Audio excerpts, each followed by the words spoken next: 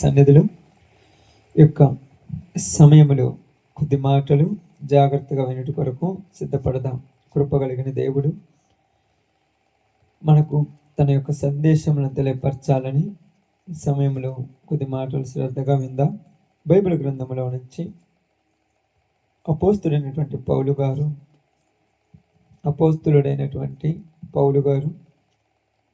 తిమోతికి రాసినటువంటి రెండవ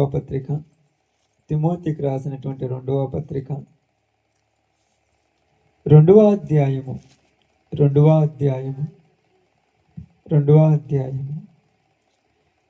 వచనాన్ని జాగ్రత్తగా చదువుదాం. నేను నేరస్తుడునై ఉన్నట్టు ఆ సువార్త విషయమై సంకెళ్లతో బంధింపబడి శ్రమ పడుచున్నాను. అయినను దేవుని వాక్యము బంధింపబడి ఉండలేదు. ఆ మాట కూడా చదవండి. అందుచేత ఏర్పరచబడిన వారు నిత్యమైన మహిమతో కూడా క్రీస్తు యేసు నందలి రక్షణ పొందవలెనని నేను వారి కొరకు సమస్తమును ఓర్చుకొనుచున్నాను. దేవుడి వాక్య భాగము మన మధ్యలో ఆశీర్వదించును గాక. ఆమేన్. కూడి వచ్చిన అందరికి ప్రభునామములు, శుభాలు, వందనాలు తెలియజేస్తున్నాను. దేవుని యొక్క చిత్తమును బట్టి అపోస్తలుడైనటువంటి పౌలు గారు తిమోతికి ఈ లేఖన రాస్తూ ఆయనకు చాలా హెచ్చరికలు చేస్తూ ఉన్నారు. తిమోతికి రాసినటువంటి రెండవ పత్రిక అనగానే పౌలు గారి జీవితంలో చివరి సందర్భాలు, అంటే చివరి రోజులలో రాసినటువంటి పత్రిక. ఆయన పడినటువంటి ప్రయాస, ఆయన పడినటువంటి వేదన, ఆయన పడినటువంటి బాధలన్నీ చూస్తూ నా తర్వాత వస్తున్నటువంటి వారికి ఇలాంటివి కలిగినప్పుడు వాళ్ళు బలహీనులు కాకూడదు, వాళ్ళు ఇబ్బందులు పడకూడదు, వాళ్ళను పురికొల్పటానికి అన్నట్టుగా ఈ పత్రికను తిమోతికి హెచ్చరికగా రాస్తూ ఉన్నాడు. ఎందుకంటే ప్రియ సహోదరులారా, పౌలు గారి జీవితము చాలా అవకతవకలుగా ఉన్నట్టుగా మనకు అర్థమవుతూ ఉంటుంది. యేసు ప్రభువారి గురించి ఎవరైతే చెప్తున్నారో, యేసు ప్రభువారి గురించి ఎవరైతే బోధిస్తున్నారో వాళ్ళందరినీ చంపేయాలి, వాళ్ళను భూమి మీద ఉంచకూడదని ఒక తీర్మానం తీసుకొని అధికారుల దగ్గర పర్మిషన్ తీసుకొని బయలుదేరినటువంటి పౌలు గారు దమస్కు మార్గంలో దేవుని దర్శనము ద్వారా, యేసు ప్రభు వారి దర్శనము ద్వారా మారు మనసు పొంది అక్కడ యేసు ప్రభు వారు అక్కడ ఉన్నటువంటి అననీయతో చెప్పినట్టుగా, ఇదిగో ఇప్పటి వరకు నన్ను నమ్మిన వారిని చంపటానికి పరుగులు తీశాడు, ఇప్పటి నుంచి నా కోసం సావటానికి పరుగులు తీస్తాడని చెప్పాడు. ఆయన గురించి ఒక మాట ఎక్కడంటే అపోస్తుల కార్యములు అనుకుంటాను, చూద్దాం. ఆ మాట మీకు చదివించి ముందుకు పోదాం. అపోస్తుల కార్యములు 9వ అధ్యాయంలో అనుకుంటాము. మనకు అర్థం కావటానికి కొద్ది విషయాలు మీరు జాగ్రత్తగా చూద్దాం. అపోస్తుల కార్యములు 9వ అధ్యాయము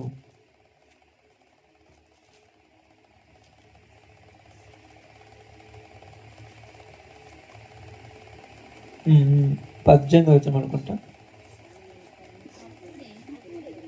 అందుకు 15. అందుకు ప్రభు, నీవు వెళ్ళుము, అన్యజనుల ఎదుటను రాజుల ఎదుటను ఇశ్రాయేలీయుల ఎదుటను నా నామము భరించుటకు ఇతడు నేను ఏర్పరచుకున్న సాధనమై ఉన్నాడు. తర్వాత కూడా చదవండి. ఇతడు నా నామము కొరకు ఎన్ని శ్రమలను అనుభవింపవలనో నేను ఇతనికి చూపుదునని అతనితో చెప్పాను. ఏమంటున్నాడు? నా నామము కొరకు ఎన్ని శ్రమలు అనుభవిస్తాడు, నా నిమిత్తము ఎన్ని బాధలు భరిస్తాడు, అందుకొరకై నేను ఇతను ఏర్పరచు. ఎందుకంటే అక్కడ ఉన్నటువంటి ఆయన ఏం చెప్పాడంటే, అయ్యా, నేను మామూలు వాడు కాదు, నీ నామమును ఎవరైతే ప్రకటిస్తున్నారో, నిన్ను గురించి ఎవరైతే ప్రార్థన చేస్తున్నారో వాళ్ళని ఇబ్బందులు పెట్టే వ్యక్తి అంటే ఇప్పటి వరకు ఇబ్బందులు పెట్టాడు, కానీ ఇప్పటి నుంచి శ్రమలు అనుభవించుటకు నేను ఏర్పరచుకొనిన సాధనమై ఉన్నాడు. కాబట్టి నీ వెళ్ళి అతన్ని దర్శించమని చెప్పినప్పుడు అక్కడ పౌలు గారి జీవితం మారినది మనకు ఒక సాదృశ్యంగా కనపడుతూ ఉన్నది. అయితే ఇక్కడ తిమోతికి చివరగా ఈ పత్రిక రాస్తూ ఏమంటున్నాడంటే, తిమోతి, నేను నీతో చెప్పవలసింది ఏంటంటే, ఇక్కడ రాయబడిన మాట ఏమన్నారు, ఇక్కడ నేను సువార్త నిమిత్తము ఏమై ఉన్నానంట, సంఖ్యలతో బంధింపబడి శ్రమపడుచున్నాను. అంటే ఇక్కడ దేనికోసం శ్రమ పడుతున్నాడు? సువార్త కోసం. ఏదో వ్యభిచారం చేసి, దొంగతనాలు చేసి, మద్యపానం దాగి, కుటుంబాలను మోసం చేసి, ఒకరిని ముంచి ఇంకొకరిని ఎత్తి తీసుకెళ్లి జైల్లో బళ్ళవుతాడు. అందువల్ల బాధపడితే అలా చేస్తే బాధ. కానీ దేనికోసం పడ్డాడు? సువార్త నిమిత్తమై నేను ఇప్పుడు సంఖ్యలతో బంధించబడి శ్రమ పడుతున్నాను. కాబట్టి ఇలాంటివి నీకు వచ్చినప్పుడు కూడా నువ్వు భయపడద్దు అంటున్నాడు. తిమోతి చిన్న వయసులో ఉన్నాడు కదా పాపము, అప్పుడప్పుడే సువార్త కొరకు వెళ్తున్నాడు. నువ్వు భయపడొద్దు, ఎందుకంటే ఇవి జరగవలసి ఉన్నవి, ఇవి రావలసి ఉన్నవి. అయినను అన్నాడు అక్కడ. అయినను, ఆ మాట చూడండి, అయినను దేవుని వాక్యం బంధింపబడి ఉండలేదు. ఏదో నన్ను బంధించినంత మాత్రాన వాక్యం బంధించడం ఎవరి వల్ల కాదన్నాడు అక్కడ. నన్ను ఒక్కడిని ఆపితే వాక్యాన్ని ఆపగలరా? అదే పౌలు గారు అంటారు, నన్ను ఆపినంత మాత్రాన్ని ఇప్పుడు తీసుకొచ్చి నన్ను సంఖ్యలతో బంధించి చెరసాలలో పెట్టారు. దేవుని వాక్యం ఏమి ఆగబడలేదు, ఇంకా విస్తరించిపోయింది, ఎక్కువగా విస్తరించింది. అందుకేమంటున్నాడంట, ఆ కింద మాట ఏమన్నాడు అక్కడ,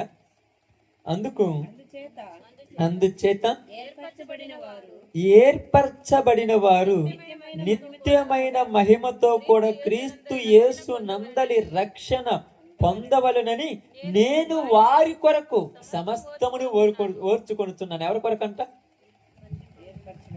ఎవరైతే రక్షణ పొందాలని కొంతమంది ఉన్నారంట, వాళ్ళ కోసమే ఈరోజు నేను ఇక్కడికి వెళ్ళాను అంటున్నాడు.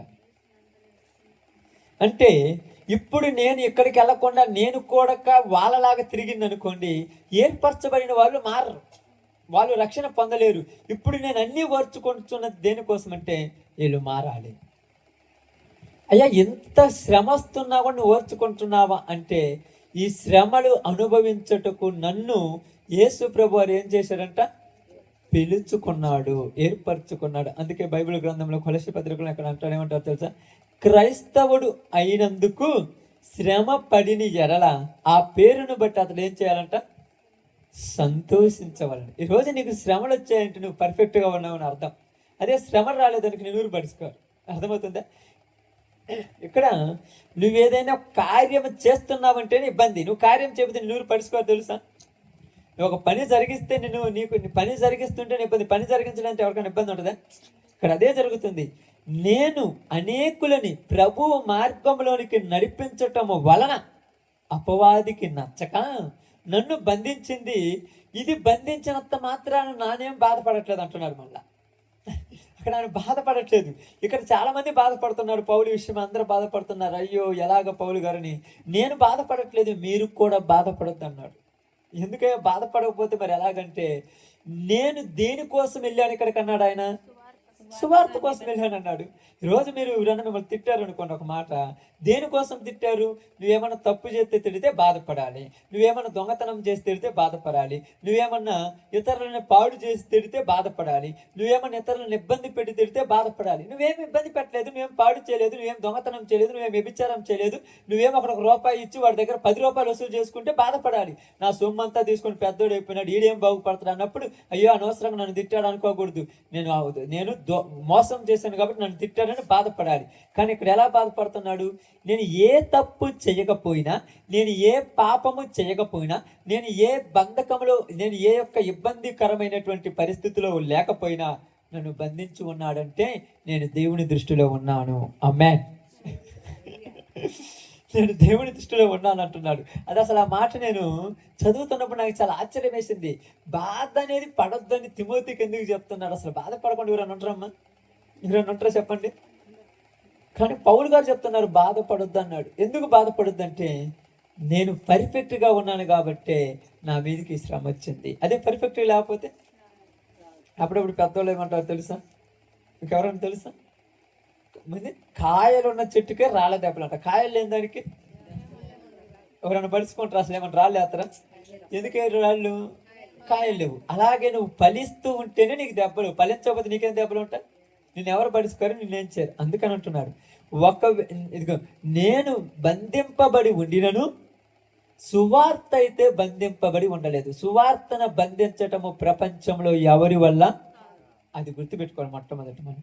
ఇప్పుడు మనం అనుకోవచ్చు ఈరోజు నా కాలం తీరి నేను ఈ లోకయాత్ర ముగించి వెళ్ళిపోవచ్చు. దైవజనులు ఇశ్రాయేలు గారు కాలం తీరి శోకయాత్ర నుంచి వెళ్ళిపోయారు. ఆయన కాలం తీరి వెళ్ళిపోయాడు. ఆయన వెళ్ళిపోయినంత మాత్రం సువార్త ఏమైనా ఆగిందా? ఆగదు. ఎందుకంటే నడిపించువాడు దేవుడు, దానిని కొనసాగించువాడు దేవుడు. ఆ పనిలో పాలి భాగస్తులమే మనం. ఎవరమంట? పాలి భాగస్తులు. పాలి భాగస్తులుగా ఉన్న వాళ్ళకు కొన్ని ఇబ్బందులు వస్తుంటాయి. ఇబ్బందులు వచ్చినంత మాత్రాన్ని వెనుకడుగు వేసుకుంటేది కాదు. ఎందుకంటే అక్కడ మాట్లాడుతున్నాడు, ఏమంటున్నాడంటే, ఇదిగో నా సువార్త ప్రకారము దావీదు సంతానంలో పుట్టి మృతులలో నుండి లేచిన యేసుక్రీస్తును, 8వ వచనం, యేసుక్రీస్తును జ్ఞాపకము చేసుకోవడం.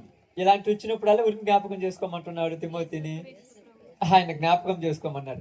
ఆయన ఎందుకయ్యా జ్ఞాపకం చేసుకోమన్నాడంటే ఆయన మీదకి కూడా వచ్చింది ఇయే కదా, అన్యాయపు తీర్పు నుండి ఏం చేశాడంట?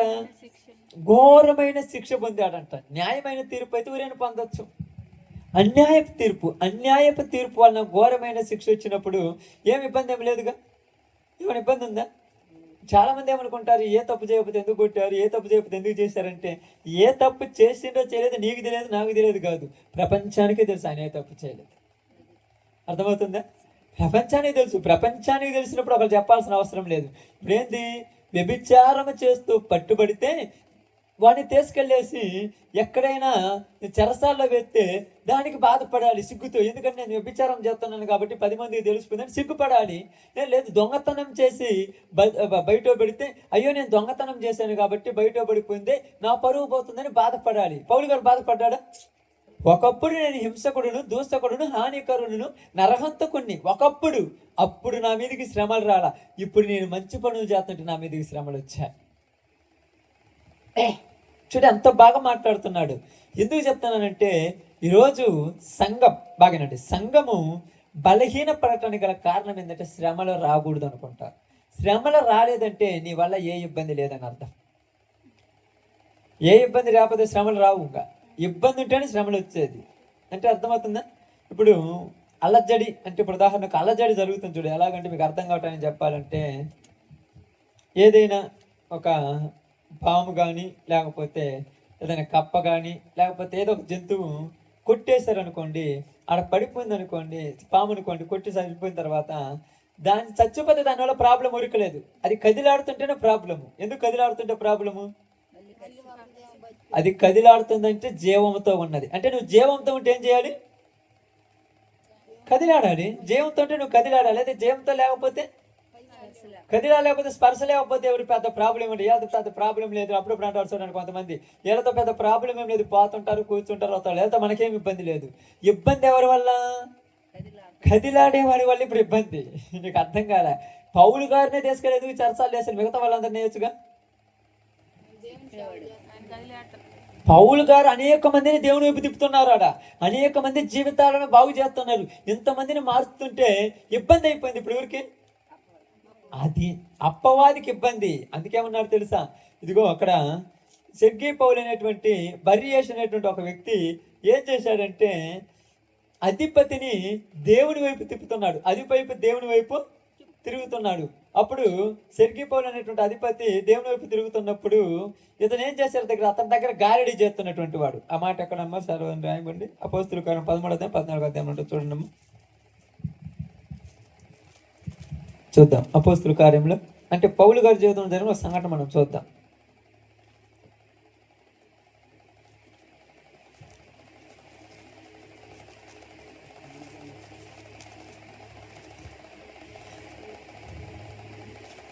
వినపడిందమ్మా?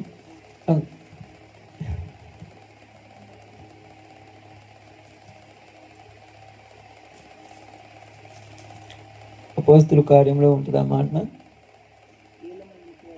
ఎలుమ పేరా? అది చదవండి అవుతుందండి.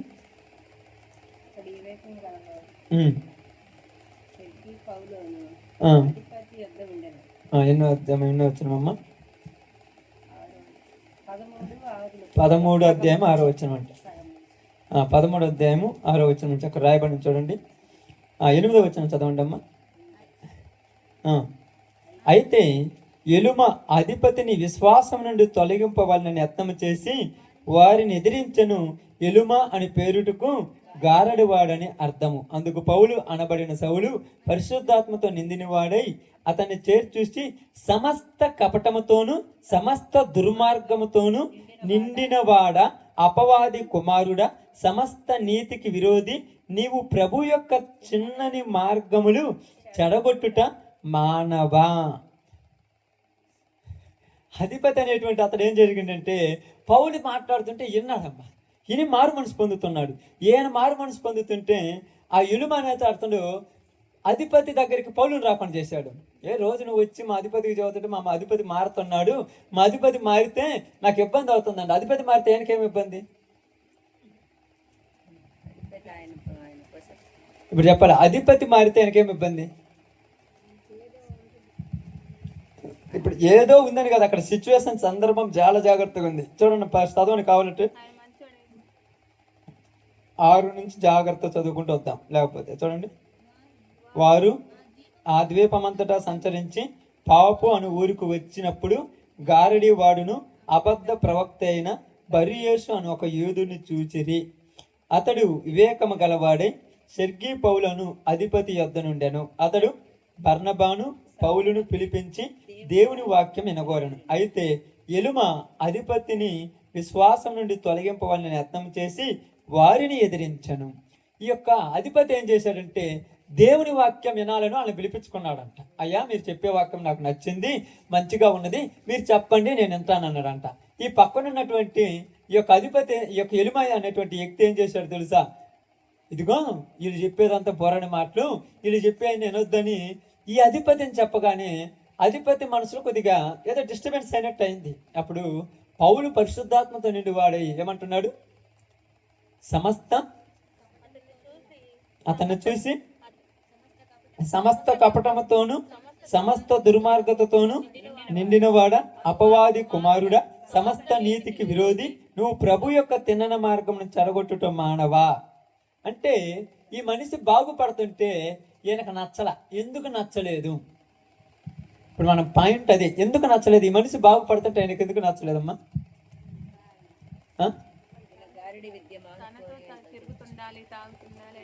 ఇక్కడ ఏంటంటే అధిపతి దగ్గర ఇతను ఏం చేస్తున్నాడు? గారడీ చేసుకుంటూ బతుకుతున్నాడు. ఇప్పుడు ఈ అధిపతి మారిపోతే గారడీ చేసి వాడికి డబ్బు రాదుగా. అప్పుడు డబ్బు రాకపోతే వీడికి విలువ ఉండదుగా. ఇప్పుడు డబ్బు కోసమే కదా ప్రపంచం మొత్తం తినేది, తాగేది, పతి తీసేది అదే కదా. ఇప్పుడు నలుగురిని తాగుబోతులు తయారు చేసుకుని అంటేసుకొని తిరిగేది దేనికోసం? 4 రూపాయల డబ్బు కోసం. నేను నలుగురిని దేశకొచ్చినాను, వీళ్ళు నలుగురు డబ్బులు నాకేమని చెప్పి వాళ్ళ నలుగురిని ఎంట పెట్టుకొని వీళ్ళు పెద్దోళ్ళు అయిపోతున్నారు. ఈ పిచ్చిన వాళ్ళకి అర్థం కాక వాడు చుడి తిరుగుతున్నారు. ఇప్పుడు వీళ్ళని మారిస్తే వీడికి ఇబ్బంది అవుతుందని వీడి బాధలు వీడు పడుతున్నాడు. ఆయన సమస్య అంతేడా వచ్చింది. ఇప్పుడు గారడీ విద్య చేస్తున్నటువంటి ఈడేమంటున్నాడు? ఈ అధిపతి మారిపోతే రేపు రామచి గారడీ నేను చేస్తే వాడు నమ్మడంగా, నమ్మకపోతే నాకు డబ్బులు ఇవ్వడు, ఏమి నన్ను ఇక్కడ ఉంచుకో, నాకు పూట జరగదు, వీడి వల్ల నాకు పూట జరగకపోతే అని ఎమ్మటే పౌలుని అంటున్నాడు, మీరు చెప్పొద్దు, మీరు వెళ్ళిపోమంటున్నాడు. మేము ఆయనే చెప్తే నీకేమి? చూడండి, మేము ఆయనే చెప్తే నీకేమంటే ఇది మనిషి ఎలాంటిది? సమస్త దుర్మార్గుడు. ఎవరంట? దుర్మార్గుడు. కపటము, సమస్త ఈ కపటం ఆ కపటం కాదు. అవసరమైతే ఎత్తైన ముంచుతాడు, ముంచైన ఎత్తుతాడు. అవసరమైతే తల్లి చెల్లి అక్క చెల్లెలు అమ్మ పిన్ని అని కూడా చూడకుండా ఎవరితో నేను పాపం చేసే రకం దుర్మార్గం అంటే అంత నీచమైన పరిస్థితి. సమస్త అన్నాడు. సమస్తం అంటే అన్ని, ఇది అది లేదు, అన్ని అంటే వాడుకో. ఎన్ని పేరు చూస్తే బాగుండవుగా, అందుకని ఒకే పేరు సమస్తం అని పెట్టేశాడు. ఈ సమస్తం అనే దగ్గర నువ్వు ఏది పెట్టుకున్నా చెల్లుతాడు. వాడి మనుషులు ఎలాంటి తెలుసు? ఏదైనా అంటారు చూడండి, పెద్దోళ్ళు అంటారు, ఏ గాలికి ఆ శాపయాత్ర అంటారు చూడండి, అలాంటి రకం అన్ని. సమస్త నీతికి విరోధి, ప్రభు యొక్క తిన్నని మార్గం అంటే మంచి మార్గమును చెడగొట్టుట మానవా. అంటే వాడు ఏమంటున్నాడు తెలుసా? నేను ఎందుకు మానతానంటే నువ్వు మానకపోతే ప్రభువే చూసుకుంటాను. అంటే పౌలు కొన్ని పరిస్థితులు అధిపతి అంటే కొంతమందిని మార్చడానికి కొన్నిసార్లు మాట్లాడాల్సి వచ్చింది. ఎందుకు మాట్లాడానంటే ఈ గారడీ వాడి వల్ల అధిపతి మారు మనసు పొందడు. ఇప్పుడు దేవుడి నిర్ణయంలో ఉన్నది ఎవరు? అధిపతి. ఇప్పుడు అధిపతిని మార్చడానికి అన్ని ఓర్చుకుంటున్నాడు. వాళ్ళు ఏదంటున్నా ఇది అంటున్నా ఇది అంటున్నా పడుతున్నాడు. ఇప్పుడు అసలు సువార్తే వద్దంటే వాడిని ఎదిరించాడు. అంటే ఇక్కడ సువార్త అంటే చెప్పొద్దంటే నేను చెప్పకపోతే ఇప్పుడు నువ్వేం చేయాలను అన్ని? ఇప్పుడు అధిపతి నేనేం చేయాలని? అదే బోరడి మాటలు, అదే మాయ మాటలు, అదే లేనిపోని చెప్పించుకుని అప్పుడప్పుడు చాలా మంది ఇదే చెప్తారు కదా, ఆ మాట ఈ మాట చెప్పేసి టైం పాస్ మాటలు చెప్పేసి పూట గడిపించుకునే వాళ్ళు ఎక్కువ మంది ఉన్నారు ఇప్పుడు ఉన్న రోజులు బట్టి చెప్తే. అంతే కదమ్మా, ఏదో ఒక అదొక బిజీ అది ఇది చేపించుకుంటే అది ఇది జాతర అలా చేసుకుంటూ అయిపోయే వాళ్ళు ఉన్నారు. అందువల్ల ఏమన్నారంటే సమస్త నీతికి విరోధి. నువ్వు మంచికి విరోధి అయితే నువ్వు చెడుకు విరోధివి కాదు, మంచికి విరోధివి. అందుకే దేవుడు ఏమన్నాడు చూడండి అక్కడ, ఇదిగో ప్రభు తన చెయ్యి నీ మీద ఎత్తి ఉన్నాడు, నీవు కొంతకాలము గ్రిడ్డివాడివై సూర్యుని చూడకుందు అని చెప్పాను.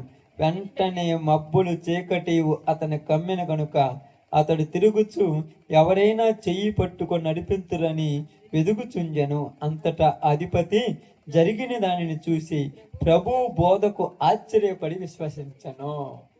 ఇట్టోళ్ళు ఉంటేనే అట్టోళ్ళు మారేది. ఇప్పుడు ఫరో లేకపోతే దేవునికి మహిమ ఎక్కడి నుంచి వస్తుంది? ఫరో ఉండాలి. అక్కడే రోమిలకు రాసిన పత్రికలు ఏమి రాశాడంటే ఫరోను దేవుడు దేనికోసం నియమించాడంటే తన మహిమ నిమిత్తము. అర్థమైందా? ఎవరి మహిమ నిమిత్తము? దేవుని మహిమ నిమిత్తము. అందుకు ఫరో చేసినటువంటి ఆ కఠినత్వమును కలిగించింది కూడా ఎవరు? దేవుడే. అక్కడ మనకు అర్థం కావాల్సింది ఏంటంటే పౌలు తిమోతికి లేఖ రాస్తూ అన్నాడు, తిమోతి నేను సువార్త నిమిత్తము, దేని నిమిత్తము? సువార్త నిమిత్తము సంఖ్యలతో బంధింపబడి శ్రమ పడుచున్నాను, అయినను నీవు దీనిని బట్టి బాధపడద్దు. ఏమంటున్నాడు చూడండి, నేను శ్రమ పడుతున్నాను అయినను దేవుని వాక్యం బంధింపబడి ఉండలేదు. ఈ మాట చెప్పడం కంటే ముందేమన్నాడంటే ఈ సిచ్యువేషన్ వచ్చినప్పుడు ఎవరిని గుర్తు చేసుకోమన్నాడు? యేసు ప్రభు వారిని గుర్తు చేసుకోండి. యేసు ప్రభు వారికి గుర్తుండాలి. ఇప్పుడు యేసు ప్రభు వారికి గుర్తుంటుందా పరిస్థితులు గుర్తుంటా చెప్పండి? అమ్మా, యేసు ప్రభు వారికి గుర్తుంటాడా పరిస్థితులు గుర్తుంటాయా? పరిస్థితులు గుర్తుండి ఎందుకు అబ్బాయి తలకాయ నొప్పులు మనకు ఏమవుద్దులే అనుకుంటాం. కానీ యేసు ప్రభు ఎందుకు ఈ తలకాయ నొప్పి అనుకుని ఉంటే ఆ గిన్నె ఆ పాత్ర ఎవరు చేసేవాళ్ళు? దేవుడు అప్పగించిన పనిని నెరవేర్చడానికి నువ్వు వచ్చావు. అది ఏదైనా నీ చిత్తమైతే తొలగించన్నాడు. మరలేమన్నాడు, అయినను నీ చిత్తం నా ఇష్టము కాదు నీ చిత్తమే సిద్ధించునుగాక, నీ ఉద్దేశమే నెరవేరునుగాక, నీ ఇష్టానుసారంగానే జరిగించుదువుగాక అని మాట్లాడాడు అక్కడ. ఎందుకు నీ ఇష్టానుసారంగానే జరిగించుదువుగాక అన్నాడంటే నీకు నచ్చినట్టుగా నీ ఇష్టం వచ్చినట్టుగా నువ్వు జీవిస్తే దేవుడు నీకు నచ్చినట్టు కార్యాన్ని జరిగిస్తాడు. ఇక్కడ ఇది ఎంత లోతైనటువంటి మాట అంటే ఇక్కడ అదే చెప్తున్నాడు. సెర్గి పౌలు అనేటువంటి ఇతడు దేవుని మాటలు వినాలని ఆశ కలిగి ఉన్నాడు, దేవుని వైపు తిరగాలని ఆశ కలిగి ఉన్నాడు. ఎలుమ అనేటువంటి ఇతడు ఆపాలని ఆశ కలిగి ఉన్నాడు. ఇప్పుడు ఎవరు బలంగా ఉండాలి, ఎవరు బలహీనంగా ఉండాలంటే పౌలు ఒకే ఒక మాట చెప్పాడు, సువార్త నిమిత్తము నేను సంఖ్యలతో బంధింపబడినను దేవుని వాక్యం అయితే ఆగలేదు. ఆ మాట ఆ రోజులలో చెప్పినటువంటి పౌలు ఈ రోజు కూడా అదే మాట ప్రపంచానికి తెలియపరుస్తూ ఉన్నాడు. నిజంగా ఈ మాట నేను ఇందాక ఉదయకాలంలో కొద్దిగా వేరే చోట పోయినప్పుడు మొబైల్లో చెవిలో ఇయర్ఫోన్స్ పెట్టుకుని వాక్యం వింటూ పోతూ ఉన్నాను. అంటే తెలుగు బైబిల్ అనేది డౌన్లోడ్ చేసుకుని వింటూ ఉంటాను. నేను ఎట్టా ఖాళీ దొరికినప్పుడు వింటూ పోతుంటాను అప్పుడప్పుడు. ఇలా వింటున్నప్పుడు ఈ మాట చదివినప్పుడు అస్సలకే ఆ రోజులలో వాళ్ళకు భయం అనేది లేదా? చెప్పండి, ఇప్పుడు నిజం చెప్పాలి, భయం ఉందా లేదా? ఆమేన్. వాళ్ళకు భయం చాలా ఎక్కువ ఉందంట. ఏ భయం? ఎక్కడ పాపము చేస్తాము అన్నంత భయం, ఎక్కడ పాపములో పడిపోతామన్నంత భయం, ఎక్కడ అపవాది చేతుల్లో చిక్కుకుంటామన్నంత భయం. ఇది మామూలు భయం అనుకుంటాము. ఈరోజు లోకం మన వైపు ఎన్ని వైపులు చూస్తుంది తెలుసా? ఇటువైపు పాపంలో లాగాలని, ఇటువైపు వ్యసనాల వైపు లాగాలని, ఇటువైపు దరిద్రాల వైపు లాగాలని, ఇటువైపు ఒకవైపు ఏంది ధనాపేక్ష వైపు లాగాలని ఎంతగానో చూస్తున్నప్పుడు ఏ బంధకములో నువ్వు బంధించబడకుండా నీకు దేవుడు అప్పగించిన పనిలో తిండున్నా లేకపోయినా, ఇల్లున్నా లేకపోయినా, నువ్వు బతికినంత కాలం నీతిమంతుడిగా బ్రతకటమే దేవుడిచ్చిన మాట. ఆ నీతి మనం మార్చాలి. ఏం మార్చాలి? నీతి. ఇప్పుడు నీతి అనేది దేవుడి దృష్టిలో మంచిది, అవినీతి అనేది ఎవరి దృష్టిలో మంచిది? అది మీకు తెలియాలి. అపవాది దృష్టిలో మంచిది. ఇప్పుడు నీతి అంటే ఇప్పుడు నేను చూడండి, ఇప్పుడు నేను ఈ ఊరిలో ఇప్పుడు నాకు 39 సంవత్సరాలు 38 సంవత్సరాల దగ్గర దాకా ఉన్నాయి. నేను 15-16 సంవత్సరాల నుంచి ఈ ఊరిలో ఉంటున్నా. అంతకుముందు చిన్నపిల్లడిగా ఉన్నాను. తర్వాత నుంచి ఉన్నంత వరకు నా జీవితంలో దేవుడు నన్ను కాపాడాడు. నేను నన్ను కాపాడినటువంటి ఒక పద్ధతి ఏంటంటే, ఎక్కడ అవినీతి వైపు వెళ్ళకుండా నా దేవుడు నన్ను కాపాడాడు. నేను తిరిగే తిరుగుళ్ళలో, నేను చేసేటువంటి ప్రయాణాలలో, నేను ఉండేటువంటి ఏరియాలలో, ఇంకా చెప్పాలంటే నా దగ్గర డబ్బులు లేకుండా ఏ రోజు ఉండదు. అప్పుడైతే, ఇప్పటికైతే చెప్పలేను, కానీ అప్పుడైతే నేను చదువుకునేటప్పుడు, నేను ఎక్కడెక్కడ చదువుకున్నాను మీ అందరికీ తెలుసు. చదువుకునేటప్పుడు నా దగ్గర డబ్బులు తక్కువనే లేవు. నేను ఏ ఊర్లో ఉన్నాను, ఎక్కడున్నా లేడు. కానీ ఎక్కడికి పోయినా ఒక భయం, తప్పు చేయకూడదన్న భయం. తప్పు చేయకూడదన్న భయం ఎందుకు ఉండాలి ఈ మనిషి కంటే? తప్పు చేస్తే భూమి మీద విలువ ఉండదు నా మనిషికి. తప్పు కామని ఎవరేం చేస్తారు? పిచ్చికి మనుషులు తప్పు చేయడం పెద్ద లెక్క కాదు. మీరు అనుకుంటారో లేదు, మీరు అనుకుంటున్నారు ఏందయ్యా తప్పు చేయడం, అస్సలు అది లెక్కగా తప్పు చేయటం. కళ్ళు మూసి కళ్ళు తెరిచినప్పుడు చేయటం తప్పు అంతే. నిజమా? నిజమా చెప్పండి. అవునా కదమ్మా? ఇప్పుడు మా కాలేజీలో చదువుతున్నావు కదా, అక్కడ ఉన్నటువంటి కల్చర్ ఎటువంటి తెలుసుగా. నువ్వు కాలేజీలో ఇప్పుడు దూరం ప్రాంతం చదువుతున్నావు, కల్చర్ ఎటువంటి అక్కడ మనము అంటారు చూడండి, జారుడు బండ చూసారు ఎప్పుడన్నా? ఆ పైన నిలబడి గట్టికి పట్టుకుంటారు, రోడ్డు పక్కన కిందికి జారకూడదని. అంత గట్టిగా పట్టుకుంటే మన చుట్టూన్న మా ఫ్రెండ్స్ ఏం చేస్తారు తెలుసా? చేతులు వదిలిపెట్టమని చెప్తారు. ఎందుకు? జారటానికి. అందరం జారి బురదలో పడితే బాగుండని. కానీ ఒక భయం ఏం తెలుసా? కిందికి జారి ఎక్కడ లోకంలో పడిపోతే ఈరోజు నేను నిలబడ్డ నా సాక్ష్యం ఉండదని దేవుడు కాపాడుకున్నాడు. అది నా గొప్పతనమే. నేను ఇప్పుడు కూడా అన్నాను, నేను అసలు ఇప్పుడు మందు తాగాలని, సిగరెట్లు తాగాలని, బీడీలు తాగాలని, లేకపోతే జోదమాడాలని, లేకపోతే తప్పులు చేయాలని మనసులో ఉంటుంది. కానీ నన్ను కంట్రోల్ చేసింది నా దేవుడు. అది ఇప్పటికి నేను గొప్పగా చెప్పుకునేది. అమ్మాయి కూడా చాలాసార్లు అంటుంటాను, నువ్వు ఏదో పుణ్యకార్యాలు చేసేవి ఏదో గొప్పని కాదు, దేవుడి దయవల్ల మాత్రమే ఈరోజు నేను ఉన్నాను. లేకపోతే నువ్వేదో నేను మంచోడిని నువ్వు అనుకున్నది కాదు. నేను మంచోడిని చెడ్డోడిని నీకంటే కూరి తెలుసు. ఆమె నీకు నేను తెలిసేది ఒక్కోడమే, భార్య భర్తకి తెలిసేది ఒక్కోడము, భర్త భార్యకి తెలిసేది ఒక్కోడమే. కానీ దేవుడికి తెలిసేది సమస్తము. అందుకని ఇక్కడ అన్నాడు ఎలుమాను, సమస్త నీతికి విరోధి, సమస్త కపటముతో నిండినవాడా, సమస్త దుర్మార్గతతో నిండినవాడా, దేవుడు నిన్ను వదిలిపెట్టడు అన్నాడు. ఆ మాట అనగానే అధిపతి మారిపోయాడు. ఇక్కడ అధిపతి మారటానికి దేవుడు అవకాశం ఇస్తే, అధిపతిని మారకుండా ఆపటానికి ఎలుమాను ఏర్పాటు చేశాడు. అక్కడ రెండు ఉన్నాయి కదా. ఇప్పుడు ఎలుమా ఉన్నాడు ఒక పక్క ఎవరు ఉన్నారు? ఒక పక్క ఎవరున్నాడు? పౌలు ఉన్నారు. అధిపతి ఉన్నారు. పౌలు అనేవాడు కార్యం అంటే సువార్త చేసేవాడు. అధిపతి ఒక పక్క ఉన్నాడు, ఎలుమా ఒక పక్క ఉన్నాడు. ఇప్పుడు దేవుని గురువురి మీద ఉంది, అధిపతి మీద ఉంది. ఇప్పుడు అపవాది గురువురి మీద ఉంది, ఎలుమా మీద ఉంది. ఇప్పుడు దేవుని కార్యము జరిగించాలని దేవుడు నిర్ణయించాడు. కానీ దేవుని కార్యము జరగకూడదని ఎవరు నిర్ణయించాడు? అపవాది నిర్ణయించాడు. ఇక్కడ జరిగిన సిచ్యువేషన్ మీరు చెప్తున్నాను. రదంటున్నాడు తిమోతి పౌలుతో, నా సువార్త నిమిత్తము నేను సంఖ్యలతో బంధింపబడి ఈ చెరసాల్లో ఉన్నప్పటికీ దేవుని వాక్యం అయితే ఆగదు అని చెప్పాడు.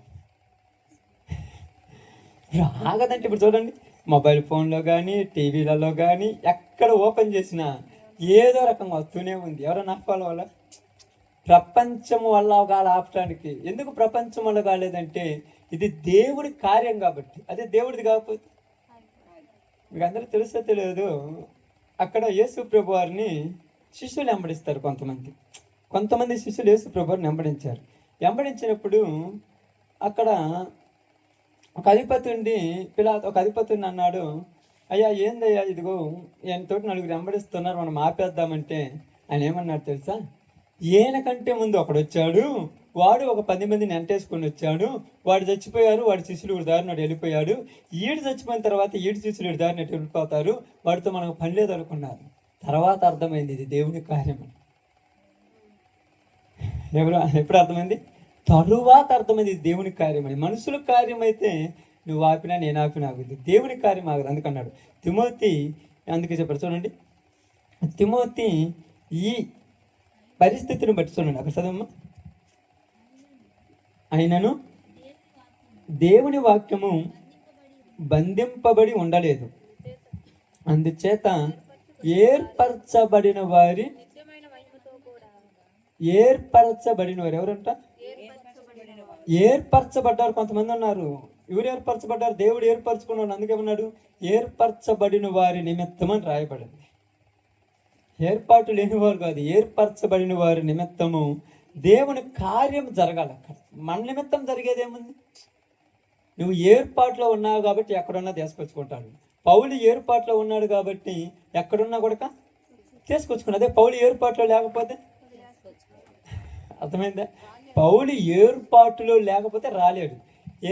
అందుకేమన్నాడు? ఏర్పరచబడిన వాళ్ళు ఒక్కడు కూడా నశించకూడదు అన్నమాట.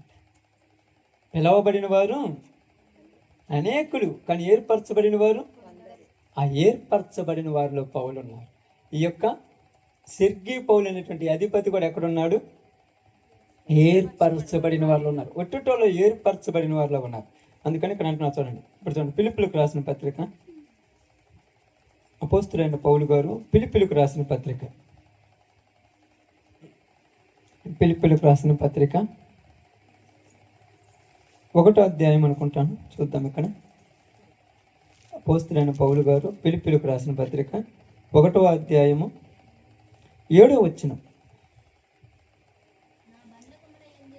నా బంధకముల యందును నేను సువార్త పక్షమున వాదించుట ఎందును దానిని స్థిరపరచుట ఎందును మీరందరూ, ఎవరంట?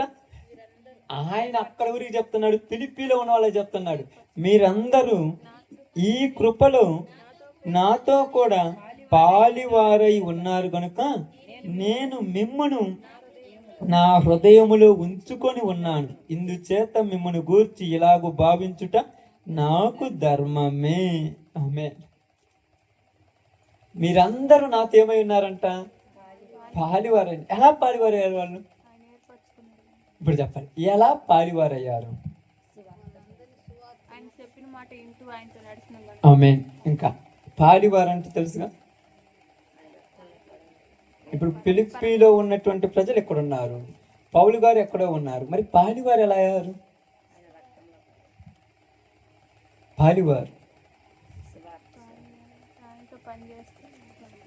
పాలివారు ఎలా అయ్యారంటే, బాగినండి.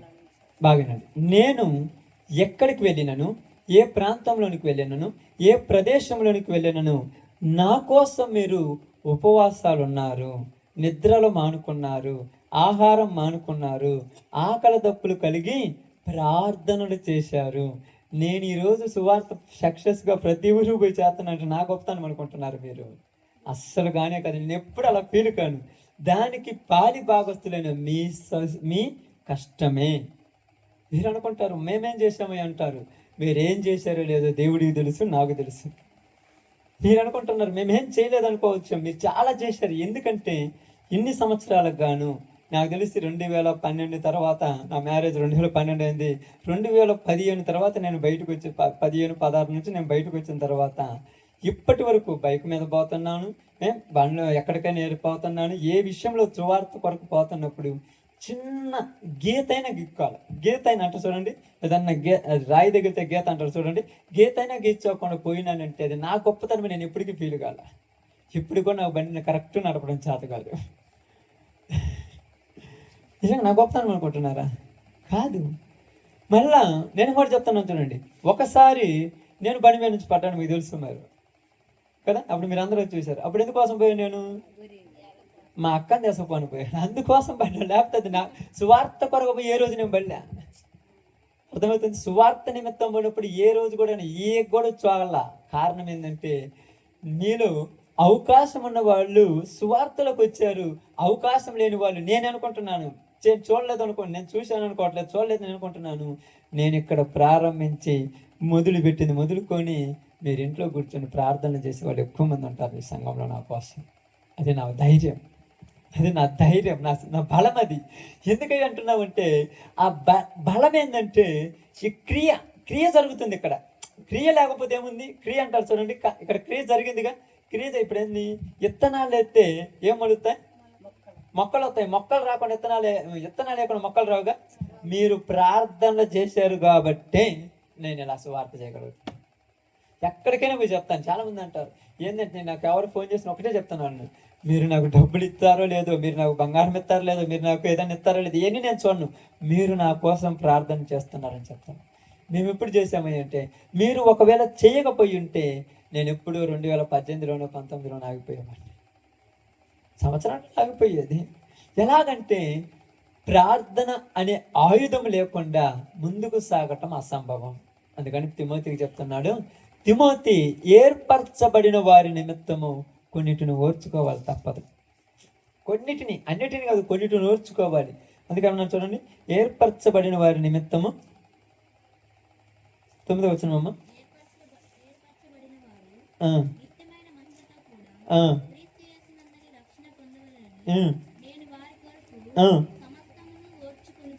సారీ ఏంటంట?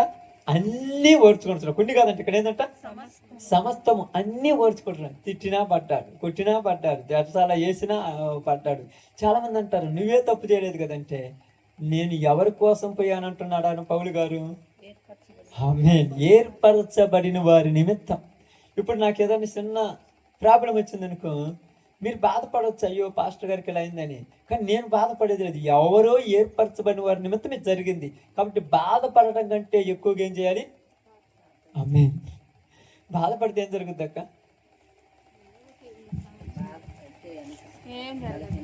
ఏం జరుగుద్ది? ఏమి జరగదు.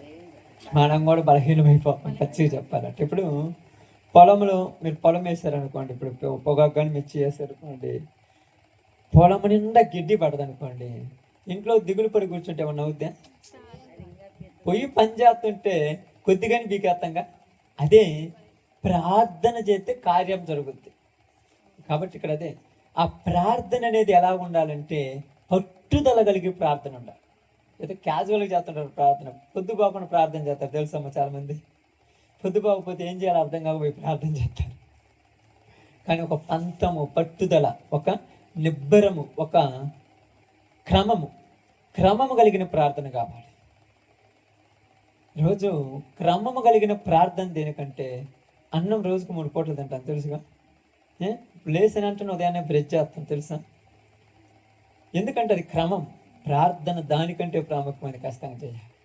మనం అనుకుంటాం ఒక్కొక్క రోజు నేను పొద్దున్నే తినలేదయ్యా అంటాం. నీ పనిలో పడి తినలేదు, అదొక రోజు బై మిస్టేక్ లేదు, ఒక రోజు ప్రార్థన చేయలేకపోవచ్చు, కానీ క్రమం మాత్రం తప్పిపోకూడదు. అందుకే అక్కడ ఏమన్నారు తెలుసా, ఇదిగో సువార్త పక్షముగా నేను ఈ బంధకాల్లో బంధించబడినప్పుడు నా శ్రమలలో మీరేమై ఉన్నారు? ఆమేన్. అప్పుడు నేను ఒక్కనే ఫీల్ కాను. మీరు అనుకుంటారు పౌలు గారు నేను ఒక్కనే ఫీల్ కావట్లేదు, నాతోటి మీరు అందరూ ఉన్నారు కదా, నాకెందుకు భయం అంటున్నాడు ఆయన. దెబ్బలు తగిలేదు ఎవరికి? పౌలు గారికి. కానీ పౌలు గారు ఏమన్నా నాకు అసలు తగలేదు, మీరు అందరూ ఉన్నారు కదా, నా దెబ్బలు మీరు భరిస్తున్నారు. మేము ఎక్కడ భరిస్తున్నామంటే ఆయన ఒక మాట అంటారు తెలుసా, క్రీస్తు యేసులో కొదువైన వాటిని నేను నా శరీరమందు అనుభవించుచున్నాను అంటున్నాను. ఎందుకంటే ప్రియ సహోదరి సహోదరులారా, సువార్త నిమిత్తం అని అడుగుతానండి. తిమోతికి రాసిన 2వ పత్రిక 4వ అధ్యాయము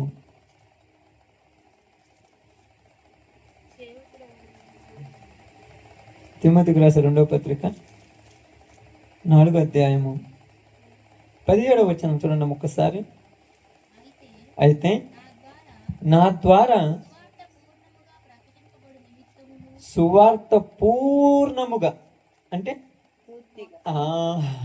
సువార్త పూర్ణముగా ప్రకటింపబడు నిమిత్తము అన్యజనుల అందరూ దాన్ని విను నిమిత్తము ప్రభువు నా పక్క నిలిచి నన్ను బలపరిచెను గనుక నేను సింహము నోటి నుండి తప్పింపబడితిని.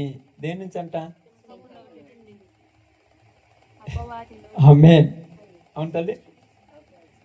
ఎవరిని మింగుదు నన్ను ఎదుగుతూ తిరుగుతున్నా ఏందంట? మీ విరోధైన అపవాది ఎవరు మింగుదు నన్ను ఎదుగుతూ తిరుగుతున్నట్టు. ఎలాగా? గర్జించే సింహం అని. ఆ సింహం నోటి నుంచి తప్పించబడ్డాడు. ఇప్పుడు సింహం మన అందరినీ మింగటానికి రెడీగా ఉన్నది. ఇప్పుడు తప్పించబడాలంటే మన పక్షం ఎవరు ఉండాలి? అప్పుడప్పుడు నా పక్షమున ఉన్నవాడు అంటే నా పక్షాన నువ్వు ఉన్నావు. పక్షమున ఉన్నవాడు ఉంటే అక్కడేం రాయబడి కింద చూడమ్మా. నా ప్రక్కన నిలుసున్నా. నా పక్కన ఎవరు ఉన్నాడు అంటున్నాడు ఆయన? నా ప్రక్కన ప్రభు ఉన్నాడు. నాకెందుకు భయము? నన్ను దెబ్బలు కొడితే నా ప్రభు నా పక్కన భరిస్తాను, నాకు భయం లేదన్నాడు.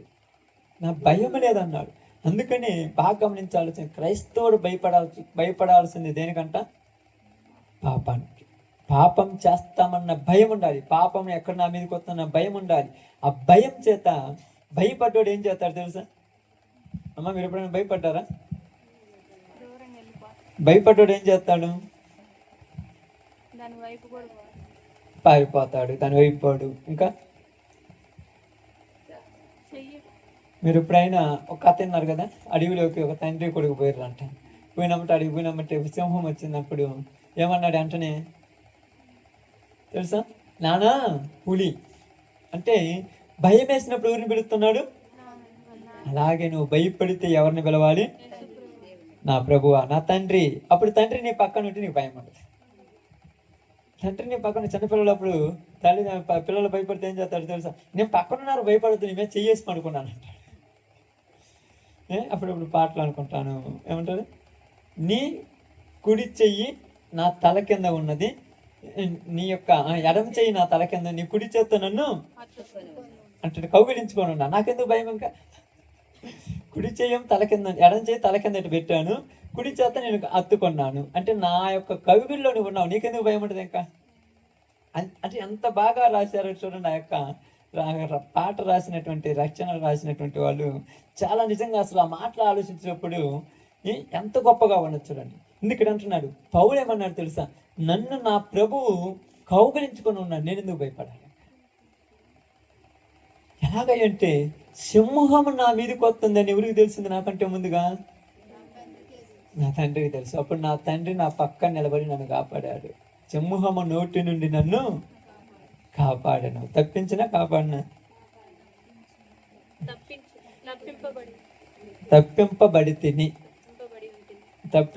అంటే తప్పింపబడి అంటే అప్పుడు సింహం నా మీదకి వచ్చింది కానీ మింగటానికి నన్ను పక్కకి తప్పించాడు. అది దేని మింగింది? ఇంకా ఏదైనా ఒక దాన్ని మింగేసి ఉంటుంది అంతే కదా. మింగిందో లేకపోతే ఆకలితో చచ్చింది, ఊరికేం తెలుసు? మింగిందా లేదా? చూడండి, ఇప్పుడు దానియేలుని మింగటానికి రెడీగా ఉంది సింహం. కాబట్టి దానియేలు మింగల. ఎవరిని మింగింది? దానియేలు మీద ఎవరైతే కుట్ర పన్నారో వాళ్ళని మింగేసింది. అప్పుడు వాళ్ళని మింగినప్పుడు వాళ్ళు దాని స్వాధీనంలోకి వెళ్ళిపోయారు అంతే. ఇప్పుడు అది ఇక్కడ జరుగుతున్న సిచ్యువేషన్ కానీ, ఇక్కడ జరుగుతున్న సందర్భం కానీ నీవు నేను ఆలోచించవలసిన ఒక గొప్ప కార్యం ఏంటంటే సువార్త బంధించబడి ఉండదు. అది గుర్తుపెట్టుకోండి. ఒకవేళ ప్రకాశ్ లోకయాత్ర ముగించిన తర్వాత ఎవరో ఒకళ్ళు సువార్త చేసే వాళ్ళు లోకయాత్ర ముగించిన, వేరే పాస్టర్ గారు లోకయాత్ర ముగించిన సువార్త అయితే ఆగదు. ఎందుకు ఆగదంటే ప్రారంభంలో ప్రభువును ఆపాలనుకున్నారు. ప్రభువును ఆపటం ఎవరి వల్ల గాక శిష్యులను హతసాక్షులుగా చంపేశారు. తెలుసు కదమ్మా, ప్రతి ఒక్కరిని చంపేశారు. కానీ సువార్త ఆగిందా? ఆగలేదు. ఎందుకు ఆగలేదయ్యా సువార్త అంటే? అది ఆయన పని. సువార్తను సంపూర్ణము చెయ్యాలని ఆయన కోరిక కలుగుతున్నాడు.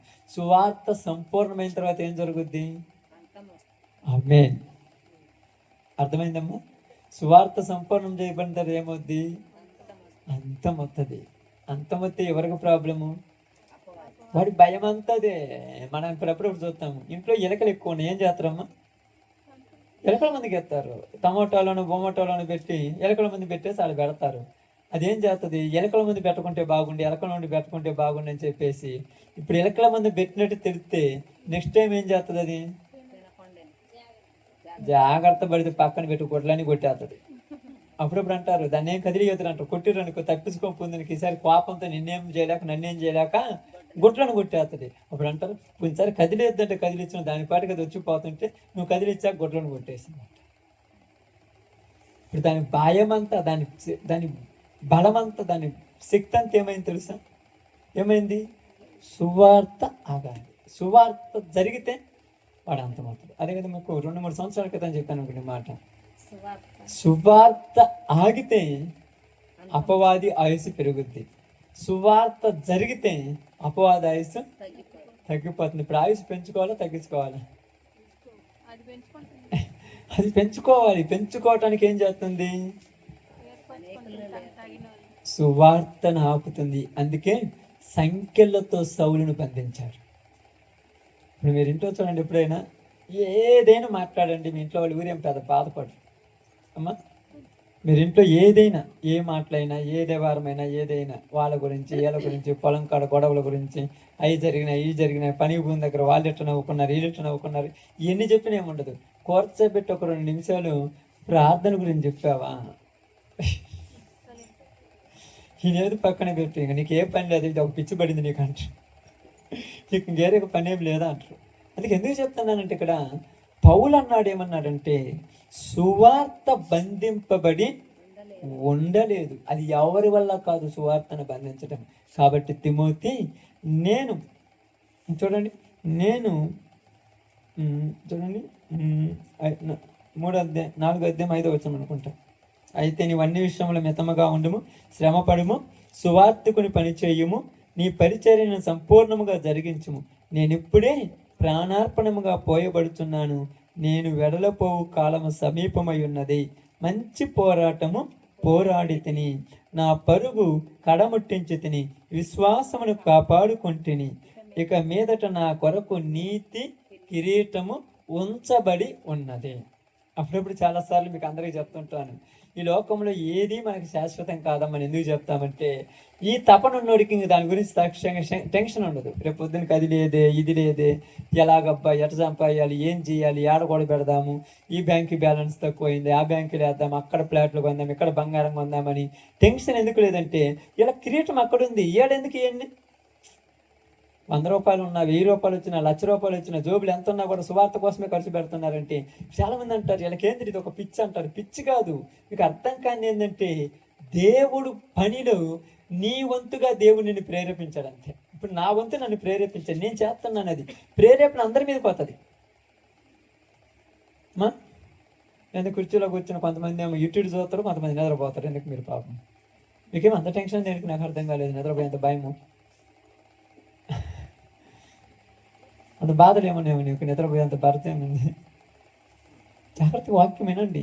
ఇది సువార్త, దేవుని యొక్క పని. ఈ పనిని ప్రారంభించింది ఎవరు? అది గుర్తుపెట్టుకోండి సార్. పనిని ప్రారంభించింది ఎవరు? దాన్ని ముగించేది కూడా మనం. మధ్యలో నిమిత్త మాత్రమే, మనకెందుకు లేనిపోయి అన్నీ వచ్చినప్పుడు. అప్పుడప్పుడు మీరు బాగుంటారు కదా, ఏదో ఇప్పుడు మిరగాయలు కొట్టడానికి పిలుస్తారు కదా, ఇప్పుడు సీజన్ అదే కదా, మిరగాయలు కొట్టడానికి పిలుస్తారు. సంచి పట్టుకుంటారు, తర్వాత ఇంకొకటి కండవ పట్టుకుంటారు, దానికి ఇప్పుడంటే సొక్కాలి బొక్కాలు ఏమి పట్టుకుంటారు. మీ సామాన్ మొత్తం మీరు తీసుకొని అది బాగాని అక్కడ రెడీ అవుతారు. అందరూ అక్కడ రెడీ అయిపోతారు. రెడీ అయిన తర్వాత ఆ సంచి తీసుకొని కాయలు కోస్తూ ఉంటారు. ఇప్పుడు యజమానుడు వచ్చి టెన్షన్ పడుతుంది, ఆయన తిరుక్కుంటాడు. మీకు ఎందుకు టెన్షన్? ఇటువల్ల బర్రెలు వస్తాయో, ఇటువల్ల గొర్రెలు వస్తాయి, ఇటువల్ల ఎద్దులు వస్తాయి, మీకు అవసరం లేదు. మీ పని ఏంది? ఇప్పుడు ఊరన్నుండి ఆడ ఎద్దులు వస్తాను అనుకో, నువ్వు లేచిపోయి ఎద్దులు తోలిన అనుకో, నీ పట్టి వెనకబడింది అనుకో, ఏమంటాడు? ఎద్దులు తోలి ఎంతమందికి లేదు, నీకెందుకు?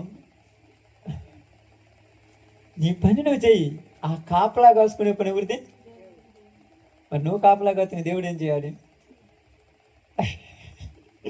ఇప్పుడు నువ్వు పోయి మిరగాయలు పోయకుండా సంచార పక్కన పెట్టేసి నువ్వు పోయి ఆ గట్టికాడ కూర్చొని అటు ఇటు చూస్తాను అనుకో, ఇంక దేవుడు ఏం చేయాలి?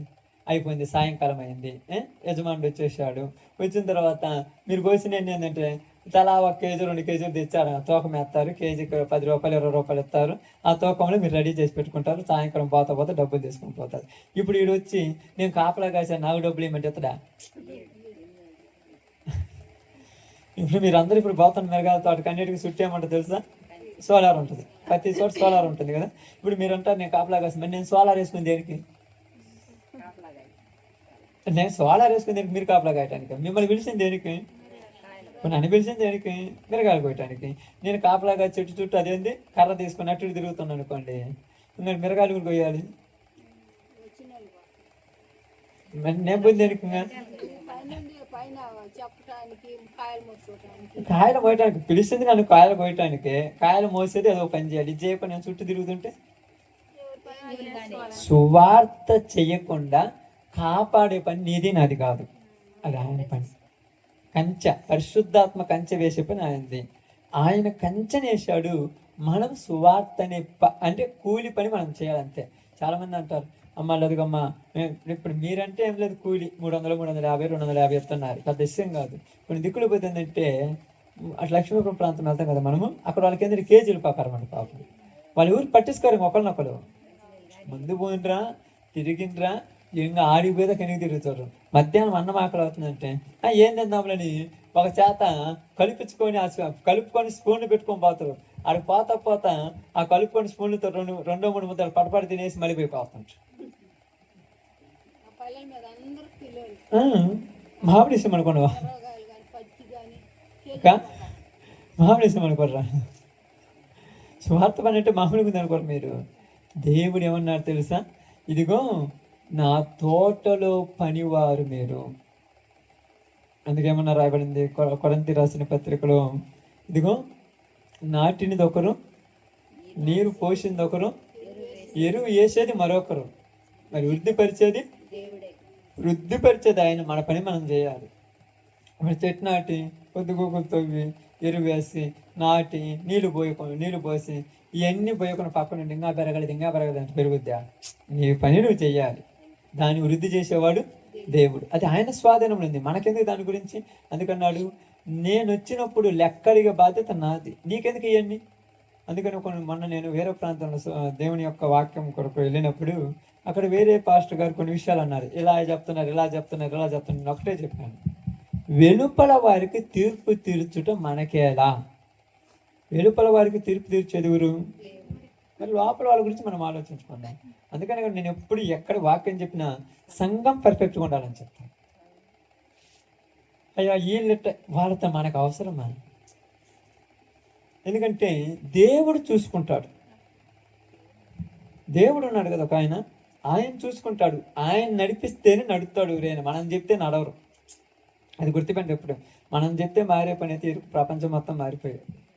ఆయన నడిపిస్తే మరి మనం ఎందుకు చెప్పాలి అంటే మనం ఎందుకు చెప్పాలంటే వచ్చిన వారిని సరిచేయటానికి మనం చెప్పాలి. ఇప్పుడు వచ్చారు కదా, మనము సరిచేయబడాలి. మనలో కొన్ని చిన్న లోపాలు ఉంటాయి, లేకుండా ఏముండవు, ప్రతి వాళ్ళు ఉంటాయి చిన్న అవన్నీ కూడా ఏం చేయాలి? సరిచేయాలి. ఆ సరిచేసిన తర్వాత ఇంకా ఏం జరుగుద్దంట?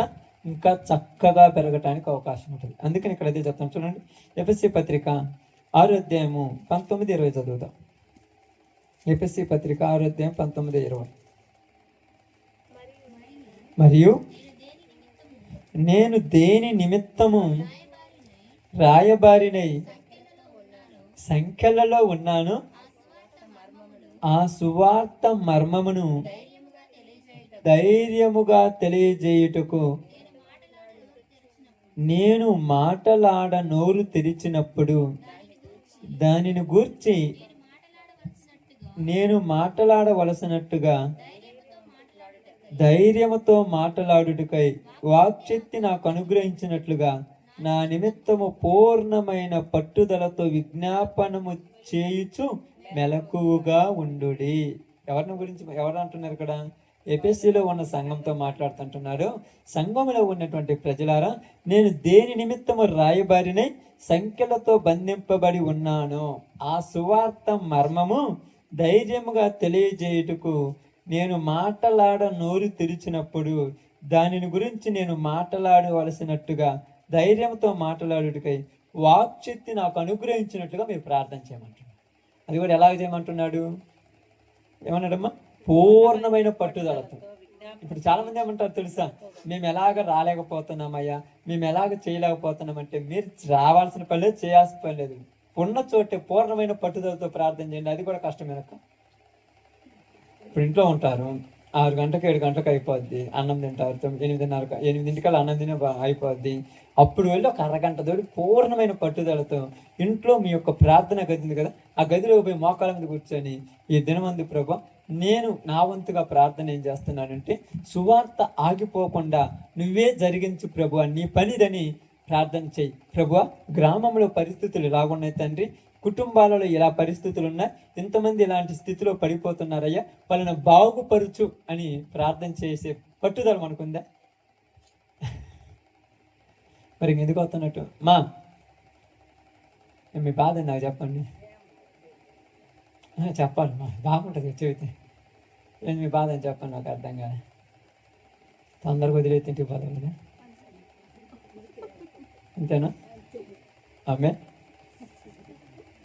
ఏం చేయాలి? ఇంటికి పోయి రోజు పోయేది కదా, రోజు కొత్త పోతారా పనికి? మీరు పనికి పోతారో పోతారో తెలియదు, నేను రోజు పనికి పోతాను. ఈరోజు పొద్దున 6 గంటలకు బయలుదేరితే ఇంట్లో నుంచి నేను వచ్చాక ఇందాక 7:15 అయింది ఇంటికి. పొద్దు గూకులు బండి మీద తిరుగుతూనే ఉన్నాను నా పనులు. మీరు ఆడ చెట్టు కింద కూర్చొని మిరగాలు 2 కోసేది పెద్ద లెక్క కాదు. ఆ ఎండలో తిరుగుతుంటే అర్థమవుతుంది. మళ్ళీ నాకు కూడా మీ అందరికంటే నాకు ఎక్కువ తాపనుంది.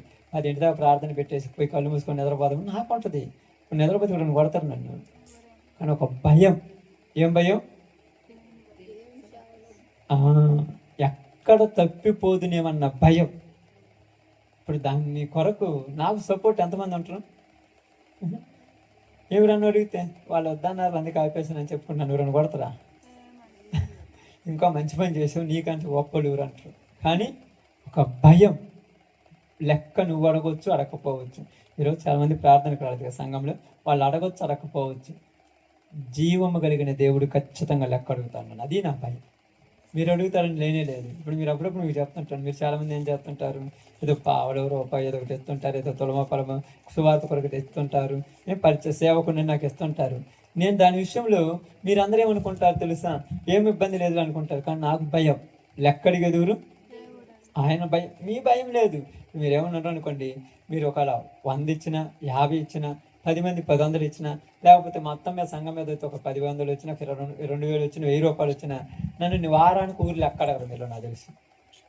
ఏ రోజైనా మీ మనసులో నేను ఒకవేళ అనుకోరు, మనం ఒక 50 మందిమో 30 మంది 60 మంది పోతాం, తలా ఒక 10 ఎత్తే 500 వస్తాయి, వాళ్ళకేం ఖర్చులు కొత్త ఒకరు సువార్త కొరవని అట్ట ఫీల్ అయిపోతారు అందరు. వాళ్ళు లెక్కడిగా వాళ్ళు లేరు.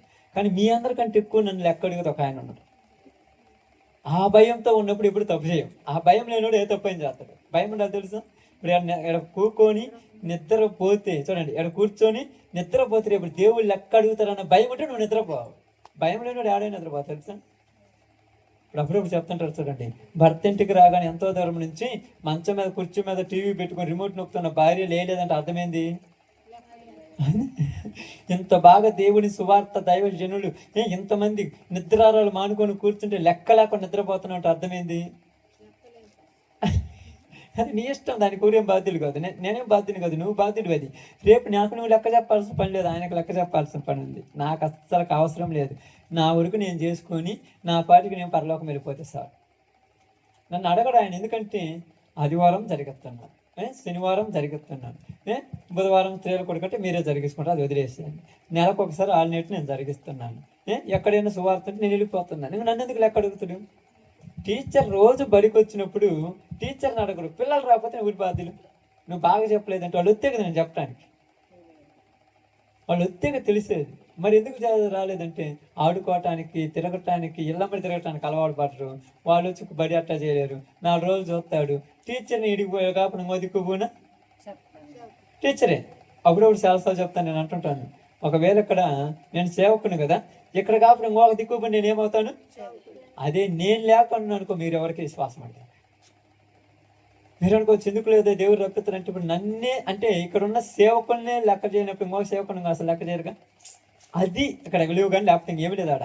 కాబట్టి అందుకే చెప్తున్నాడు, నేను సువార్త నిమిత్తం సంఖ్యలతో బంధించబడి ఉన్నాను. నేను బంధించబడి ఉంటే మీకు ఎవ్వరికి కూడా ఇళ్లలో నిద్ర పట్టలేదు అన్నాడు అమ్మాయి. ఫిలిప్పీలకు రాశాడు, ఎఫెసీయులకు రాశాడు. అదంటే ఏమన్నాడు తెలుసా? మరియు చూడండి అక్కడ ఏమంటున్నాడు, నేను దేని నిమిత్తం రాయబడిన సంఖ్యలతో ఉన్నాను. ఆ సువార్త మర్మం ధైర్యంగా తెలియజెప్పుటకు నేను నోరు తెరిచినప్పుడు దానిని గూర్చి నేను మాట్లాడినట్టుగా ధైర్యంతో మాట్లాడుటకై వాక్శక్తి నాకు అనుగ్రహించినట్టు నా నిమిత్తం మీరు ఏం చేస్తున్నారంట? ఆయన పోయి చూసిండా?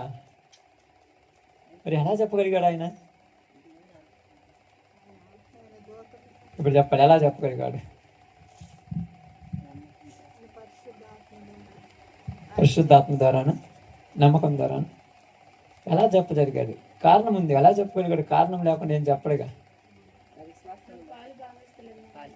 అది ఎలాగా అంటే కారణం ఉంటుంది కదా. ఇప్పుడు ఎలా చెప్పగలరు? ఇప్పుడు ఉదాహరణకు ఒక పని నేను చేశానని కానీ చాలామంది ఏమంటారు, నా వెనక వీళ్ళు ఉన్నారు కాబట్టి చేయగలి, లేకపోతే నా వల్ల కాదు అంటారు. అది ఎలా చెప్పగలిగాడు? ఏమైందంటే చూడండి, ఏమైందంటే నేను వెళుతున్న పని ఎక్కడా కూడా ఆగకుండా జరుగుతుందంటే ఇది నా వల్ల కాదు, మీ ప్రార్థన వల్ల. ఇందాక నేను చెప్పానుగా, అది ఆయన అంటున్నాడు. ఇప్పుడు నేను ఇక్కడ బంధాలతో ఉన్నా కూడా నేను ధైర్యంగా మాట్లాడుతున్నట్టు అది నా బలం కాదు, మీరందరూ పూర్ణమైన పట్టుదలతో విజ్ఞాపన చేయించున్నారు కాబట్టి. లేకపోతే నాకేడ బలం ఉంది? నాకెక్కడుంది? నలుగురు వచ్చి ఏదన్నా అంటారంటే అమ్మో భయం ఉండదు, ఊరికి లేకుండా ఉంటుంది. కానీ ఇప్పుడు ఏంది? నేను ఎక్కడికి పోయినా, చెరసాల్లో బంధించబడిన, బందీ గృహంలో వేయబడిన, ఒకవేళ పద్మాసు దీపంలో బంధించబడిన, నా నిమిత్తము నా ప్రభు సంఘము నా కొరకు ప్రార్థన చేసినప్పుడు ప్రభువు నన్ను అక్కడి నుంచైనా తప్పించగలడు. ఆమె ఎంత గొప్ప మాట అది. ఇప్పుడు షడ్రకు, మెషకు, అబేద్నెగోలు ఎక్కడ పడేశారు వాళ్ళను? మరి తప్పించింది ఎవరు? మరి ఎవరు ప్రార్థన చేశారు వాళ్ళ కోసం? అప్పుడు సంఘం లేదు.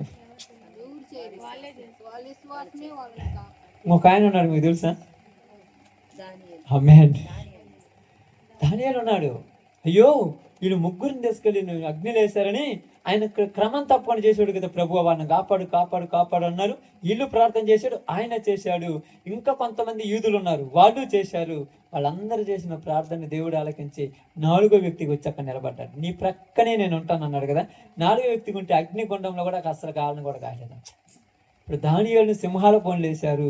ఈ సింహాల పోన్లో దానియేలు వేసినప్పుడు మొత్తానికి తెలుసుంటుంది, రాజ్యం మొత్తానికి. అప్పుడు దానియేలు కోసము షడ్రకు, మెషకు, అబేద్నెగోలు, కొంతమంది యూదులు కూడా ప్రార్థన చేస్తుంటారు అక్కడ. అయ్యో ప్రభువా, దిగో తండ్రి, నీ సేవకుడయ్యా, ఆయన నువ్వు ఉంచుకోవాలనుకున్నావు కనుక కొద్ది దినాలు నీ సేవకుడు ఉండాలి ప్రభువా, నువ్వు దర్శించమని ప్రార్థన చేస్తే ఆ ప్రార్థన వల్ల సింహపు నోళ్ళు ఏమయ్యాయి?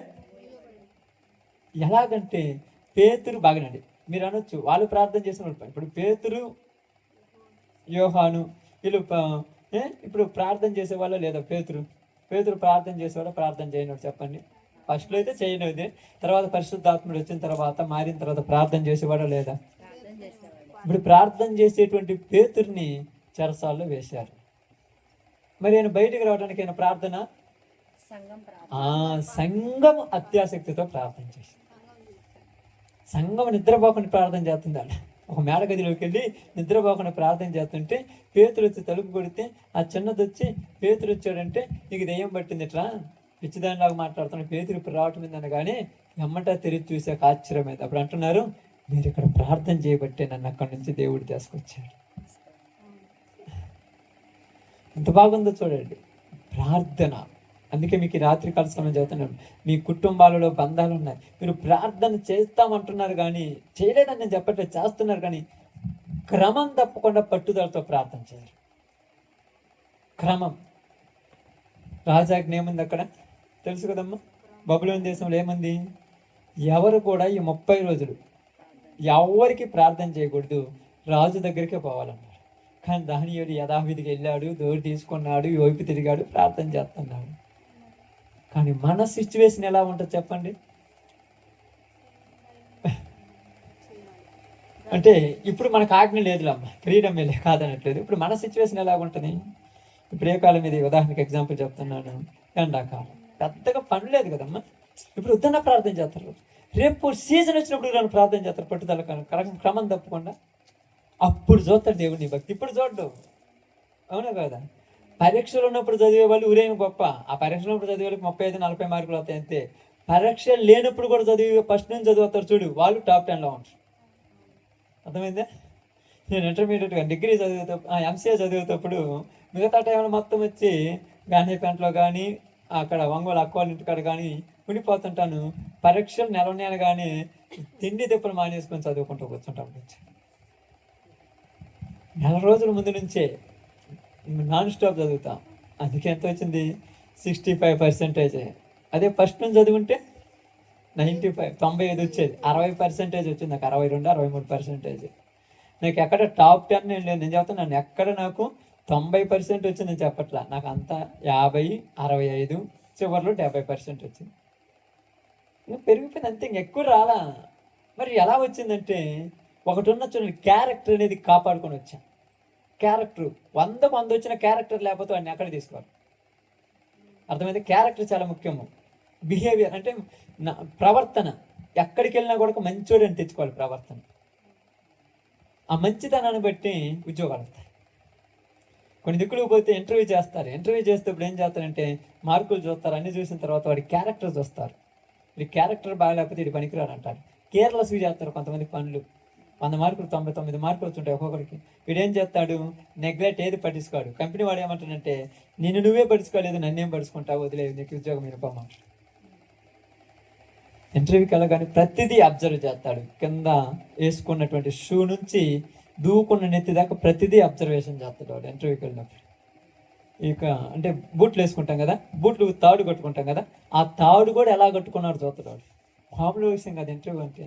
ఇవన్నీ చూసిన తర్వాత మార్కులు అనేది సెకండ్ ఆప్షన్. అది క్వాలిఫికేషన్ కోసమే మార్కులు. వీళ్ళు చదివింది ఏది కూడా రేపు ఆ ప్రాక్టీస్లో ఉండవు. మార్కులు అనేది సెకండ్ ఆప్షన్. ఫస్ట్ ఆప్షన్ ఏంటంటే క్యారెక్టర్ చాలా ఇంపార్టెంట్. ఆ క్యారెక్టర్ ఉన్నోడు యాడైనా బాగుపడతాడు. ఇప్పుడు దేవుడు కూడా ఏమంటున్నాడు తెలుసా?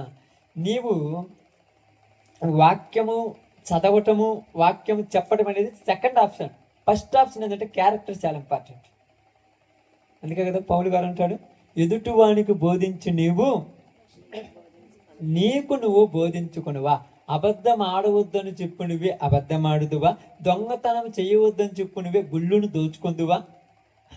రోమిలకు రాసిన పత్రిక అదే రాయబడింది. కాబట్టి క్యారెక్టర్ చాలా ఇంపార్టెంట్. క్రైస్తవుడికి ఇంపార్టెంట్ ఏంటంటే క్యారెక్టర్. ఈరోజు నా మీద నీ మీద ఒక మచ్చ లేకుండా ఉంది ఏంటంటే క్యారెక్టర్. కానీ మన మీద ఉన్న ఒక మచ్చ ఏంటంటే సువార్త అనే మచ్చ, అంతకు మించి ఏమి లేదు. అది మచ్చ కాదు, వాళ్ళకి మచ్చ అయి ఉండొచ్చు.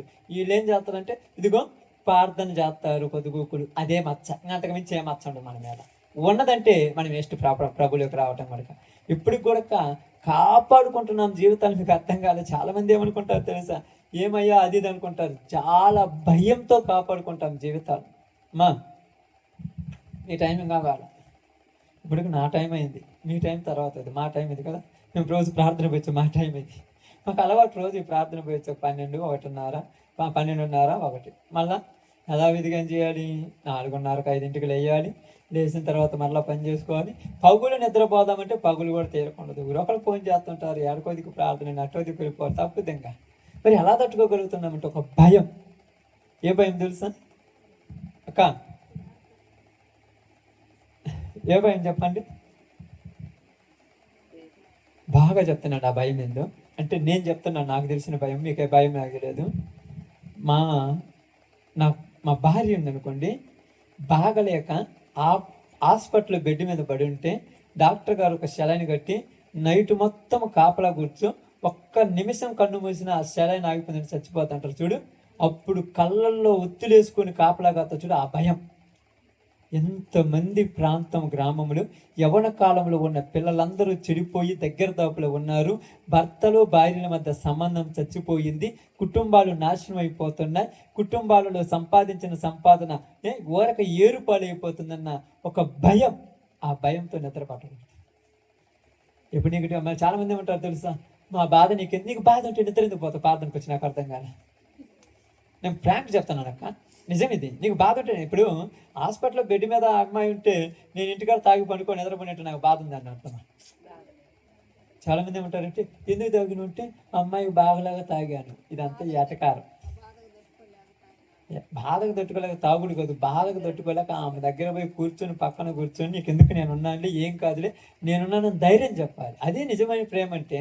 ఇదేంది నీకు తాగటానికి వంక, ఏంటంటే ఇది తాగటానికి వంక. అదేదో సినిమాలు అన్నట్టు ఆదివారం ఎందుకు దాగిన అంటే సెలవని, సోమవారం ఎందుకంటే ఉద్యోగానికి పోవాలి, మంగళవారం ఎందుకంటే నిన్న దాగింది అరగటానికని. ఇదే వంక అంతే, ఏం లేదు. ఇదేమనిందక్క వంక అంతే. ఎందుకంటే ఇప్పుడు మీరందరూ చాలామంది అండి, చాలామంది అప్పుడప్పుడు కొంతమంది అంటారు, అప్పుడప్పుడు మీకేమయ్యా నైట్ అంతా ప్రార్థన ఉంటారు, పగులంటే ఇంటికాడ ఉంటారు. నేను చెప్తున్నాను, ఒకవేళ అమ్మాయి ఉంటుందేమో తెలియదు, కానీ నేనైతే పగులు ఇంటికాడ ఎక్కువ చోట ఉన్నాను. మీరు చూస్తుంటారు కదా, అసలు నా బండి బయట ఇంటికాడే ఉండదు. మరి ఎక్కడికి పోతామంటే సువార్త పని కొరకు ఖాళీగా ఉంటే బండి వేసుకొని ఇటైనా కొండకు కానీ ఇటు కొండకని వెళ్ళిపోతాం. ఖాళీగా ఉంటే నేను ఇంటికాడ అసలు ఎందుకు కొరకు తలకాని అక్కడికి పోయి మోకాళ్ళ మీద కూర్చొని ప్రార్థన, ఎక్కడికి వెళ్ళినా మోకాళ్ళ మీద కూర్చొని ప్రార్థన. ఎందుకయ్యా ప్రార్థన అంటే భయం. ఎక్కడ అప్పగించిన పనిని కరెక్ట్గా చేయకుండా తప్పిపోతామన్న భయం. ఈ భయం మధ్యలో ఏం జరుగుతుందో తెలుసా? ఎంత పర్ఫెక్ట్ మధ్యలో ఏం జరుగుతుందో తెలుసా? దెయ్యాలు చుట్టూ ఉంటాయి. పచ్చిగా చెప్తున్నాడు, దెయ్యాలు చుట్టూ ఉంటాయి. ఆ దెయ్యాలు, సేవకుడికి ఉండే దెయ్యాలు, ఫస్ట్ దెయ్యము డబ్బు, రెండో దెయ్యము స్త్రీ, పురుషుడికైతే స్త్రీ, స్త్రీకైతే పురుషుడు. మూడో దెయ్యము ఏంటి చెప్పండి, మీకు తెలుసా? హోదా. హోదా, నేను హప్షలకు తిరగాలి, కుర్చీలలో కూర్చోవాలి, ముందే నన్నే చూడాలి, నా లెవెల్ ఎంత, నా రేంజ్ ఎంత, నా ఫిస్టేజ్ ఎంత, హోదా. ఇది వచ్చిందంటే గర్వం వచ్చేది.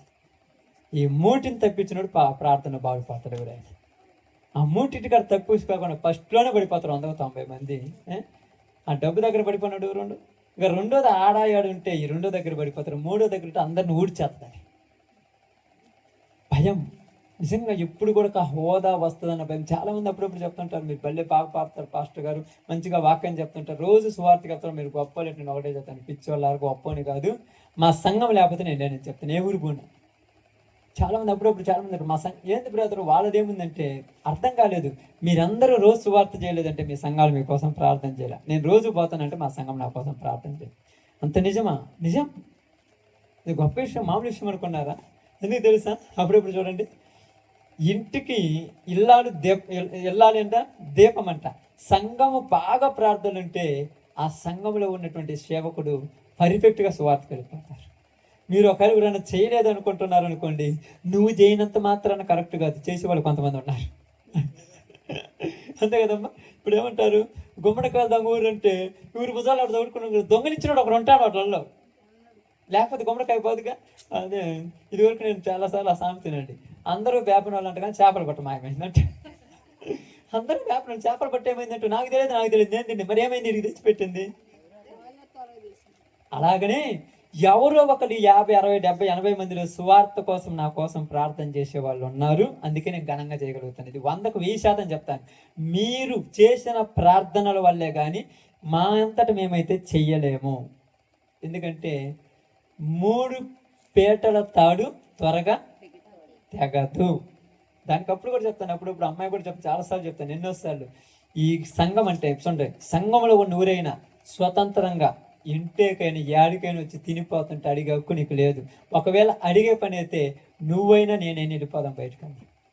ఎందుకని అంత ధైర్యం ఏంటంటే కుటుంబం అనుకుంటేనే ప్రేమించగలం, లేకపోతే మీకు ఆ ఎగ్జాంపుల్ ఎందుకు, మీకు ఎగ్జాంపుల్ ఏంది, ఈ సిస్టమ్ పెట్టేటప్పుడు మీకు స్వతంత్రం ఎందుకు ఇచ్చానంటే ఇది మంది అని చెప్పాను. అదే ఊరు పట్టుకోవద్దాం, అది పాడైపోద్ది, తాకొద్దామా, ముట్టుద్దంటే ఎవరైనా పట్టుకుంటారు. మీరు చెప్పండి ఒక్కళ్ళైనా, అమ్మో ఎంతెంత విలువ కలిగి మాకు ఎందుకు లేని మెదలకుండా ఉంటారు. మీరు మెదలకుండా ఉంటే పొద్దుగూకులు నేను ఒక్కడిని చేసుకోవద్దు, అవును కదా. ఇప్పుడు నేను ఫ్రీగా ఉన్నా అంటే మీరందరూ చేస్తున్న బట్టే కదా. ఇదే దానికి ఎగ్జాంపుల్. అంటే ఇప్పుడు నేను ఫ్రీగా ఉన్నా అంటే మీరందరూ ప్రార్థన ఖచ్చితంగా చేస్తున్నారు. నేను ఇక్కడ కాదు, ఏ ఊరి పోయి చెప్పగలను, ఎక్కడికైనా చెప్పగలను. నేను వెళ్ళి సువార్త చేసి వచ్చిన ప్రతి చోట నా కోసం ప్రార్థన చేసేవాళ్ళు ఉంటారు. అంతకు మించిన గొప్ప సంగతి లేదు. ఆ ప్రార్థన దేనికోసం చేస్తారంటే మీరు చేసుకున్నటువంటి ఆ పిచ్చి పిచ్చి వాటి కోసం చేసేవాళ్ళు ఒకళ్ళిద్దరు ఉంటారు. వాళ్ళు కూడా అవి కూడా చల్లవు నాకు తెలిసి. దేవుని పనిలో ముందుకు సాగాలని చేసేవాళ్ళు ఎక్కువ ఉండాలి. అది నా కోరిక. మరి నేను తర్వాత వారసత్వం అంటే దేనికి పనికిరాంది, దేనికి పనికిరాంది, ఎందుకు అది నాకు అర్థం కావట్లేదు. దేనికి పనికి వస్తుంది అది. లోకంలో విలువ కావాలంటే ఈ 66 గ్రంథాల బైబిల్ పుస్తకాన్ని ఇక్కడ మూసేసి ఈ సెల్ ఫోన్ జోబులు పెట్టుకొని వెళ్ళిపోవాలి. పౌలు గారు ఏమన్నారు తెలుసా? పరలోకమందు నా తండ్రి ఎదుట నాకు కిరీటము మీరే కదా అన్నారు. ఎవరు వాళ్ళు? సంఘం. మా పనికి ఫలితము మీరు కాదా? మరి ఎందుకు ఇంతగా తెలిసిన తర్వాత, ఇంత సువార్త జరిగిన తర్వాత ఏట మీద ప్రేమలు ఎందుకు నాకు అర్థం కాలేదు? నేను 2018, 19లో ఇప్పుడు సువార్త కొరకు ప్రార్థనకు వచ్చి తిరుగుతున్న తర్వాత మార్కాపురంలో మా అక్కలో ఫ్లాట్ కొంటే నా కాడ ఇప్పుడు డబ్బులు ఉన్నాయి, 3 లక్షలు 4 లక్షలు ఇంట్లో ఉన్నాయి, అమ్మ కాడ ఫ్లాట్ కొనమన్నాను. నా పేరు మీద ఫ్లాట్లు వద్దని వదిలేశాను. వద్దు. ఎందుకంటే నాకు ఒక తీర్మానం అది. నేను ఇంకొకరిని నాకు తీర్మానం అది. నా దృష్టిలో నేను వచ్చేటప్పుడు ఇలాగనే వచ్చాను. సువార్త అయిపోయేటప్పుడు కూడా ఈ పనిని ఎవరో సంబంధం లేని వ్యక్తి ఇక్కడ సువార్త చేసి వాళ్ళకి అప్పగించి వెళ్ళిపోవాలంతే. మళ్ళా తర్వాత వీళ్ళు చేయాలనే ఉద్దేశం అసలు లేనే లేదు. ఎందుకయ్యా ఆ తపన ఎందుకు లేదంటే, స్వార్థం అనేది వచ్చిందంటే పాడైపోతాం. నాకు నచ్చంది ఏంటంటే, ఇప్పటికే నేను చాలా దగ్గరికి వెళ్ళిన సువార్త మీటింగ్ చెప్తాను, వారసత్వపు సేవ నాకు నచ్చదు. వారసత్వపు రాజకీయం ఉంటుంది కానీ వారసత్వపు సేవ ఉండకూడదు. సమూయేలు తర్వాత రావాల్సింది ఎవరు? సమూయేలు కొడుకులు వచ్చారా? ఏలీ తర్వాత రావాల్సింది ఎవరు? వచ్చారా? ఎవరు వచ్చారు ఏలీ తర్వాత? సమూయేలు వచ్చాడు. సమూయేలు తర్వాత ఏమొచ్చింది తెలుసా? న్యాయాధిపతులు అయిపోయినప్పుడు కాలం ఎవరు వచ్చారు తెలుసా? రాజు వచ్చాడు. బెన్యామీను గోత్రికుడు కీసు కుమారుడు సౌలు వచ్చాడు. సౌలు తర్వాత రావాల్సింది ఎవరు? యోనాతాను. సౌలు కొడుకు యోనాతాను కదా. యోనాతాను రావాలి, కానీ దేవుడు యోనాతాను కాదు, దావీదుని తెచ్చి కొరచబెట్టండి. ఏంటంటే నా సంకల్పంలో ఉన్న వాళ్ళే నాకు కావాలి. నీకు ఇష్టమైన వాళ్ళు నువ్వు తెచ్చిపెట్టుకుంటావు, అంతే కదా. మనం అనుకుంటాం స్వార్థం ఉండదని. ఖచ్చితంగా చెప్తాను, 100కు 1000% స్వార్థం చూపించాలి, తప్పది. ఎక్కడేం చూపించాల్సి. ఎందుకు అలాగంటే అంతే, అది తప్పదు. ఇంక అంతే. ఆడికి వచ్చిన తర్వాత అది ఒక ఫీలింగ్ అంటారు కదమ్మా, సరే కనెక్షన్. ఏం తెలుసా, పచ్చికి చెప్తాను, ఏమిడుకోవద్దు. మీరు ఎవరికి దెబ్బ దగ్గర నా కళ్ళ మీకు నీళ్ళు వస్తాయో రావు తెలియదు, కానీ మా ఇంట్లో వాళ్ళ దెబ్బ దగ్గరికి వస్తాయి. ఎందుకని చెప్పండి? ఓకే, మీరు ఒకవేళ మీ అక్క కూతురు కాబట్టి కదా అనుకుంటారు. కొంతమంది మీరు వివాహం చేసుకున్న వాళ్ళు ఉంటారు, అసలు సంబంధం లేకుండా, బంధుత్వం లేకుండా, ఏదో ఊరో చూపెడితే, పెళ్ళిళ్ళ పేరాయి చూపెడితే వివాహం జరుగుతుంది. ఇప్పుడు ఆమె వచ్చి ఇలా కలుసుకోగానే ఇప్పుడు ప్రేమలో ఆప్యాయతలు పెరిగిపోతాయి. ఏమో బాగాలేకపోతే నీళ్ళు వస్తాయి. దేనికి? బంధం. కానీ అంతకంటే బలమైన బంధం ఏంటంట? అది అది ఇప్పుడు నేను కోరుకునే బంధం. ఆ బంధం కావాలని దానికోసం తీర్మానం కోసం చేసేది. అందుకని ఇక్కడ అంబాపురం పోయి ఏ ఊరు పోయినా కూడా వాళ్ళందరూ అంటారు, అన్న మీ దగ్గరికి ప్రార్థన కోసం అంటే నా దగ్గరకు వద్దయ్యా అని చెబుతాను. మరి ఎక్కడికి పోవాలంటే మీ ఊర్లోనే చేసుకో ప్రార్థన. లేదు మరి ఈడికి రావటం ఏంటంటే, మీరు ఈడికి వచ్చిర్రు అనుకో నాలో ఒక ఫీలింగ్ వచ్చేది. వాక్యం బావాలంటే అందుకే నేను మీ ఊరికి వస్తున్నానని చెప్పాను. నిజం, సత్యం చాలా కఠినంగా ఉంటుంది, కానీ నిలబడ్డప్పుడే దాంట్లో విలువ అర్థమవుతుంది. ఈరోజు నేనేదో పిచ్చి పిచ్చిగా ఉద్యోగం వదిలేసి వచ్చాను చెప్పుకోవడం గొప్ప సంగతి కాదు. అస్సలు నా దృష్టి అది గొప్ప సంగతే కాదు. దేవుడి పరీక్షలో నిలబడటం గొప్ప సంగతి. ఆ పరీక్ష ఇప్పుడు మీ అందరి మీద ఉన్నది. ఇప్పుడు మీరు నిలబడతారా లేదా సంఘంగా? మీ కుటుంబాన్ని మీకు అప్పగించాడు, ఎంత ప్రార్థన చేస్తున్నారో మీరు? మేము రోజు చేస్తున్నామయ్యా మారలేదంటాం. నువ్వు రోజు ప్రార్థన చేస్తే మారలేదంటే లోపం దేవుళ్ళో ఉండాలి, లేదా నీలో ఉండాలి, అంతే. పచ్చిగా చెప్తున్నాను, నిజమిది. ఎరువు వేస్తున్నావు, మంది వేస్తున్నావు, నీరు కడుతున్నావు, అవన్నీ కట్ చేస్తున్నావు, పనికిరాని ఆకులన్నీ, అయినా కాయలు కాలేదంటే కారణం ఏంది? కారణం ఏందక్క? ఇప్పుడు చెప్పాలి, కారణం ఏంది? చెట్టు మంచిది కాదా? చెట్టు కరెక్ట్ లేదు, లేదా నువ్వన్నా మంది వేయట్లేదు వేస్తున్నాను చెప్పుకుంటున్నాను, లేదా వేసే మంది కూడా స్వార్థంతో వేస్తున్నాను. కొద్దిగా మనం స్వార్థంతో మంది వేస్తారంటే వేస్తారు, నీకు తెలుసో తెలియదు. చెట్టు నాటినా కూడా నా ఇష్టం ఉండి లేకుండా నాటుతారు, నీళ్ళు కూడా ఇష్టం ఉండి లేకుండా పోతారు. అలాంటప్పుడు ఏం జరుగుతుంది తెలుసా? లోపల ఎరుపుని కొట్టేసి మొత్తం చచ్చిపోతాయి. అప్పుడప్పుడు అంటారు కదా, ఏమంటారు, కుళ్ళుకొని పెట్టినవి కాబట్టి, కుళ్ళుకొని ఇచ్చినవి మొక్క మల్లె మొక్క, అందుకే నా ఇంట్లో బతకలంట. అదే కదక్క, కుళ్ళుకొని ఇస్తే బతకడిపోతుంది, మరి అదే బతికి అదే బతకండి అంటే ఫీలింగ్ అనమాట. కాబట్టి ఇప్పుడు స్వార్థపూరితమైన నిస్వార్థమైన పరిచర్య కావాలి దేవునికి, నిస్వార్థమైన ప్రార్థన కావాలి దేవుడు. ప్రార్థన చేస్తారు చాలామంది, చేసే ప్రార్థనలో వ్యత్యాసమైన ప్రార్థన వేరు ఉంటుంది. నేను అది వద్దని మీకు చెప్పాను లేదు, కానీ చాలా దిక్కులు అదే చెప్తాను. ఏం చెప్తారంటే, ఎలాంటి ప్రార్థన ఉంటుందంటే, మీ శత్రువు కోసము ప్రార్థన చేయడం అని ఉంది కదా. శత్రువు కోసం ప్రార్థన ఎలా చేస్తారు చెప్పండి? మనుషులు ప్రేమతో చేస్తారా, పగతో చేస్తారా?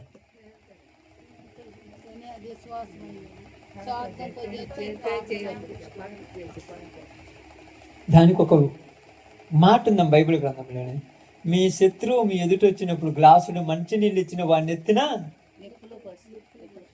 ఆ మాట దృష్టిలో పెంచుకొని ప్రార్థన చేసేది ఎక్కువ ఉంటారు. మామూలుగా ఉంది అనుకోండి, మీకు బైబిల్ ఏమైనా ఆశావాసం అనుకో, మనం మంచి కోరుకుంటే దేవుడే చూసుకుంటాడని ప్రార్థన చేసేవాళ్ళు లేరు. అదేంది ఆ మనసులో కూడా రాకూడదు ఆలోచన. ఇది చాలా కష్టం అక్క. మీరు ఏమన్నా నా సువార్త ఏమన్నా ఎపిసి పదకి ఏమన్నా చూడండి ఇక్కడ, సువార్త మర్మం ఉంది. మర్మం అంటే తెలుసా? సువార్త మర్మం అంటే తెలుసు కదమ్మా. లోతైన భావాలు ధైర్యంగా చెప్పాలి. ఇట్లాంటి ధైర్యంగా చెప్పాలంటే కావాలి శక్తి. ఇట్లాంటి ధైర్యంగా చెప్పాలి. ఇప్పుడు ఏమన్నారు తెలుసా? మీరు నాకు ఇచ్చిన చెప్పండి, మీరు నాకు చేసిన చెప్పండి, ప్రార్థన చేస్తున్నారు, అదే నాకు గొప్ప సంగతి. అంటే అందరూ ప్రార్థన చేస్తారు నాకు ఈరని భయం ఉండకూడదు. మీరు అందరూ ప్రార్థన చేస్తే సార్ అవసరమైతే యాపాకులు కూడా డబ్బులు అయి పడతాను నా దగ్గర. అవునట్టు అంతే మరి. అవసరమైనప్పుడు కావాలి, కానీ అవసరం లేనప్పుడు ఎందుకు? ఆకలి అయినప్పుడు అన్నం కావాలి. ఎప్పుడు పడితే అప్పుడు అన్నం ఉంటే దాని నిలువ ఉంటుందా? నాకు అవసరమైనప్పుడు ఆ టైంలోనే వస్తాయి. అది నాకు తెలుసు, దేవుడికి తెలుసు. అది నిజంగా నేను ఇప్పటికి కాదు, ఇప్పటికి ఎన్ని సంవత్సరాల నుంచి చూస్తున్నా కదా. ఏ రోజు ఏది అవసరమో ఆ టైంలో కట్టుకుని వచ్చేస్తుంది అంతే. మన ఈ మధ్యకాలంలో డీజిల్ బాగా ఇబ్బంది అయింది. పాపము సిస్టర్ గారు నేను తెలియకుండా ముందు తెచ్చిచ్చారు. వాళ్ళకని తెలుసు, వాళ్ళకి స్టాక్ అవుతుందని వాళ్ళకి కూడా తెలియకుండా ముందు తెచ్చిచ్చారు. ఎందుకయ్యో తెచ్చిచ్చారంటే అంతే, అది దేవుడు పంపించాడు. నీకు ఇబ్బంది అవుతుంది, నీకేమి ఇబ్బంది లేదు, నేను చూసుకుంటాను, నువ్వు పని చేయమన్నారు. అదే మనం ఏం చేద్దాం, డీజిల్ పనుకులు లేవు అంట, అందుకని సువార్త పోలేదని చెప్పము, ఖచ్చితంగా చెప్పము. అప్పుడేమన్నా మీరు కూడా ఆడ కొట్టకపోతే వీళ్ళకి ఆడ ఉంటుంది అనుకుంటారు. కానీ ఆయన ఏమన్నాడు, నేను ముందు పంపిస్తున్నాను, నువ్వు పో అన్నాడు. ఆయన ముందే పంపించాడు, దారిలో పంపించాడు. ఇంత పప్పులు నిన్న తీసుకొచ్చి పెట్టాడు, ఇంకా సాగుముందు ఆడ. ఎంత గొప్ప విషయం అది. నేను ఈ మధ్య ఏం చేసి దొరికిన కడాలో కొట్టిస్తున్నాను. ఎందుకు? ఒకవేళ స్టాక్ అయినా దొరికినప్పుడు కొట్టుకుంటే మిగతా దానికి ఉపయోగించవచ్చని. ఇదే మొత్తం ఆడుకొని అక్కడ దొరికినప్పుడు కొట్టిన తర్వాత ఇబ్బంది పడితే అది అజ్ఞానం. మళ్ళీ ఇప్పుడు ఏమంటారు చాలా మంది తెలుసు కదా, అన్నం ఉందని చెప్పేసి ఇంట్లో కూర్చొని తింటాం కరెక్ట్ కాదు. అన్నం ఉన్నప్పుడు ఏం చేయాలి?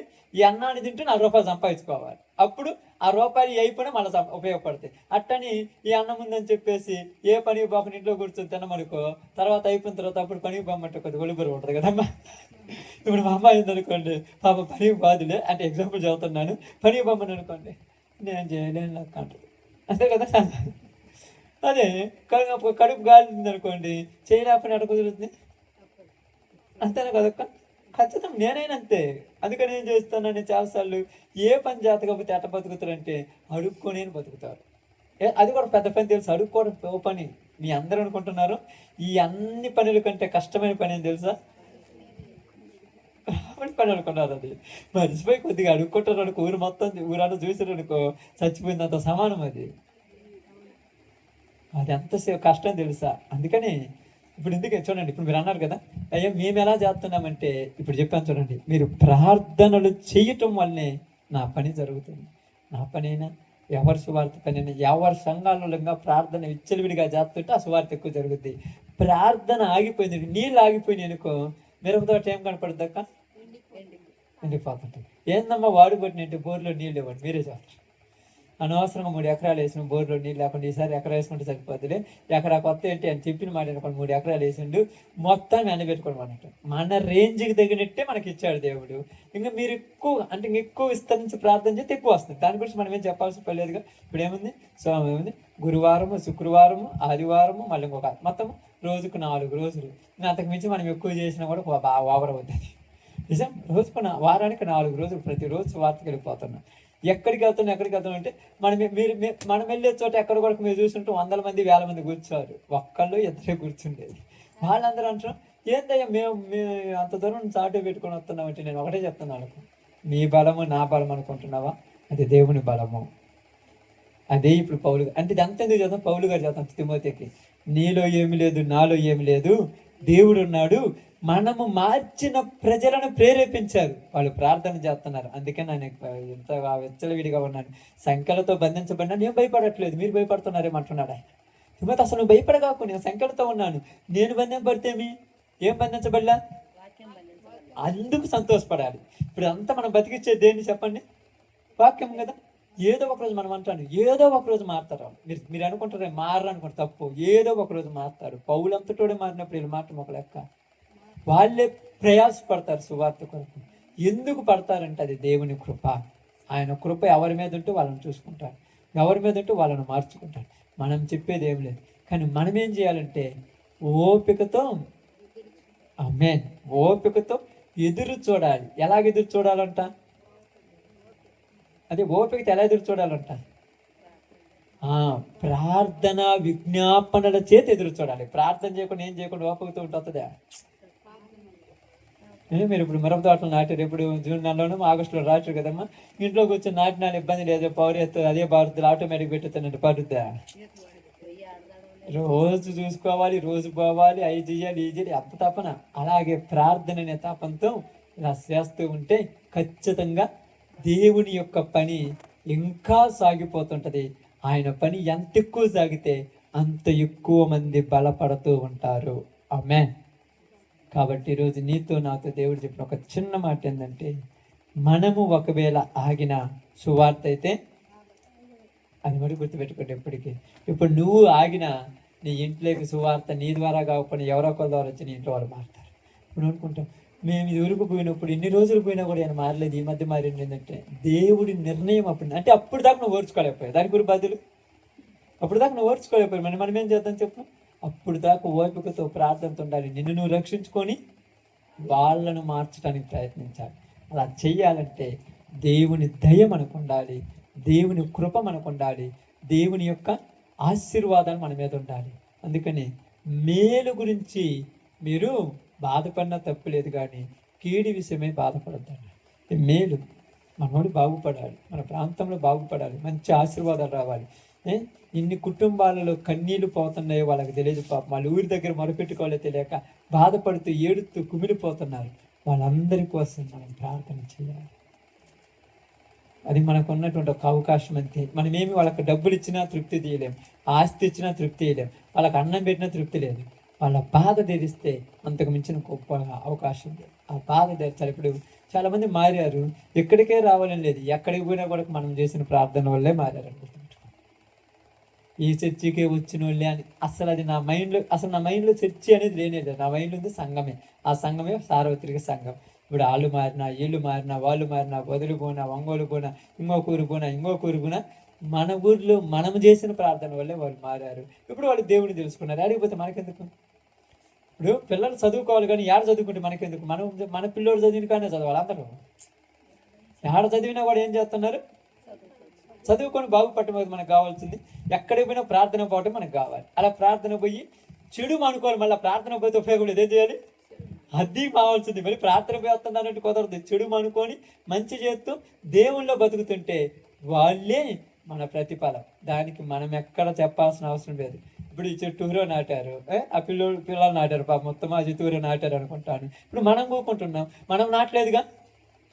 ఇప్పుడు వాళ్ళని మేము నాటిన చెట్టు నువ్వు ఎందుకు కూర్చున్నావంటే దానికి ఎవరిని దేవుడు ఎప్పుడు కూర్చోబెట్టారు అప్పుడు కూర్చోబెడతారు. నువ్వు ఎప్పుడే చేస్తుంటావు ప్రార్థన, అప్పుడే ఒక మనిషి మారి ఉంటాడు. నువ్వు అనుకోలేదు నేను వీళ్ళేది ఇక్కడికి రాలేదంటే నువ్వు చేసిన ప్రార్థన వల్ల నీకు ప్రతిఫలం ఉండదు. వాళ్ళు మారిన తర్వాత పరలోకం ఉన్నప్పుడు ప్రతిఫలం ఉంటుంది.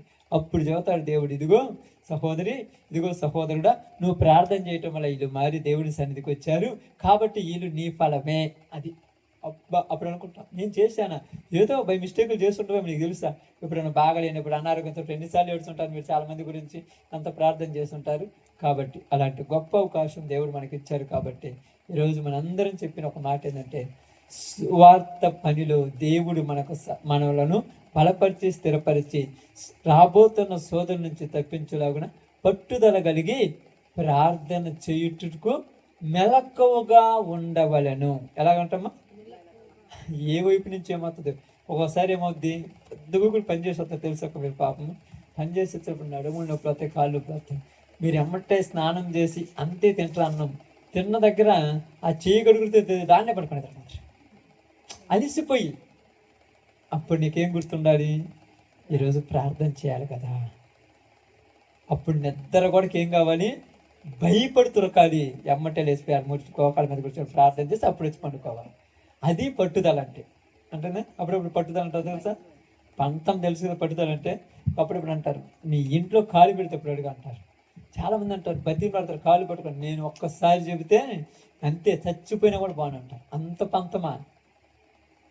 ఆ పంతాలు పనికిరావు. ఇక్కడ ఇక్కడ ప్రార్థన చేసేటప్పుడు పంతం. అందుకే చూడండి, శత్రువులనైనా పిలిచే మనసు ఉండాలి మనకు. చాలామందికి ఉండదు ఆ మనసు, మనకు ఉండాలి. అప్పుడప్పుడు మీరు తెలిస్తే తెలియదు, త్రాగుతారు కదా కొంతమంది, మద్యపానానికి బానిసలు అంటారు కదా, వాళ్ళు అంటారు తెలుసా, వచ్చి వీళ్ళతో నేను మాట్లాడిన అంటాను. ఆ తాగినప్పుడు ఊరినే మీరు పిలుస్తారు. చూడండి, వాళ్ళకున్న మనసు మనకెందుకు లేదు మరి?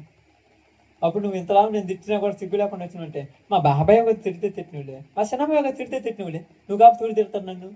నేను ఎంత ప్రేమతో మాట్లాడతారు.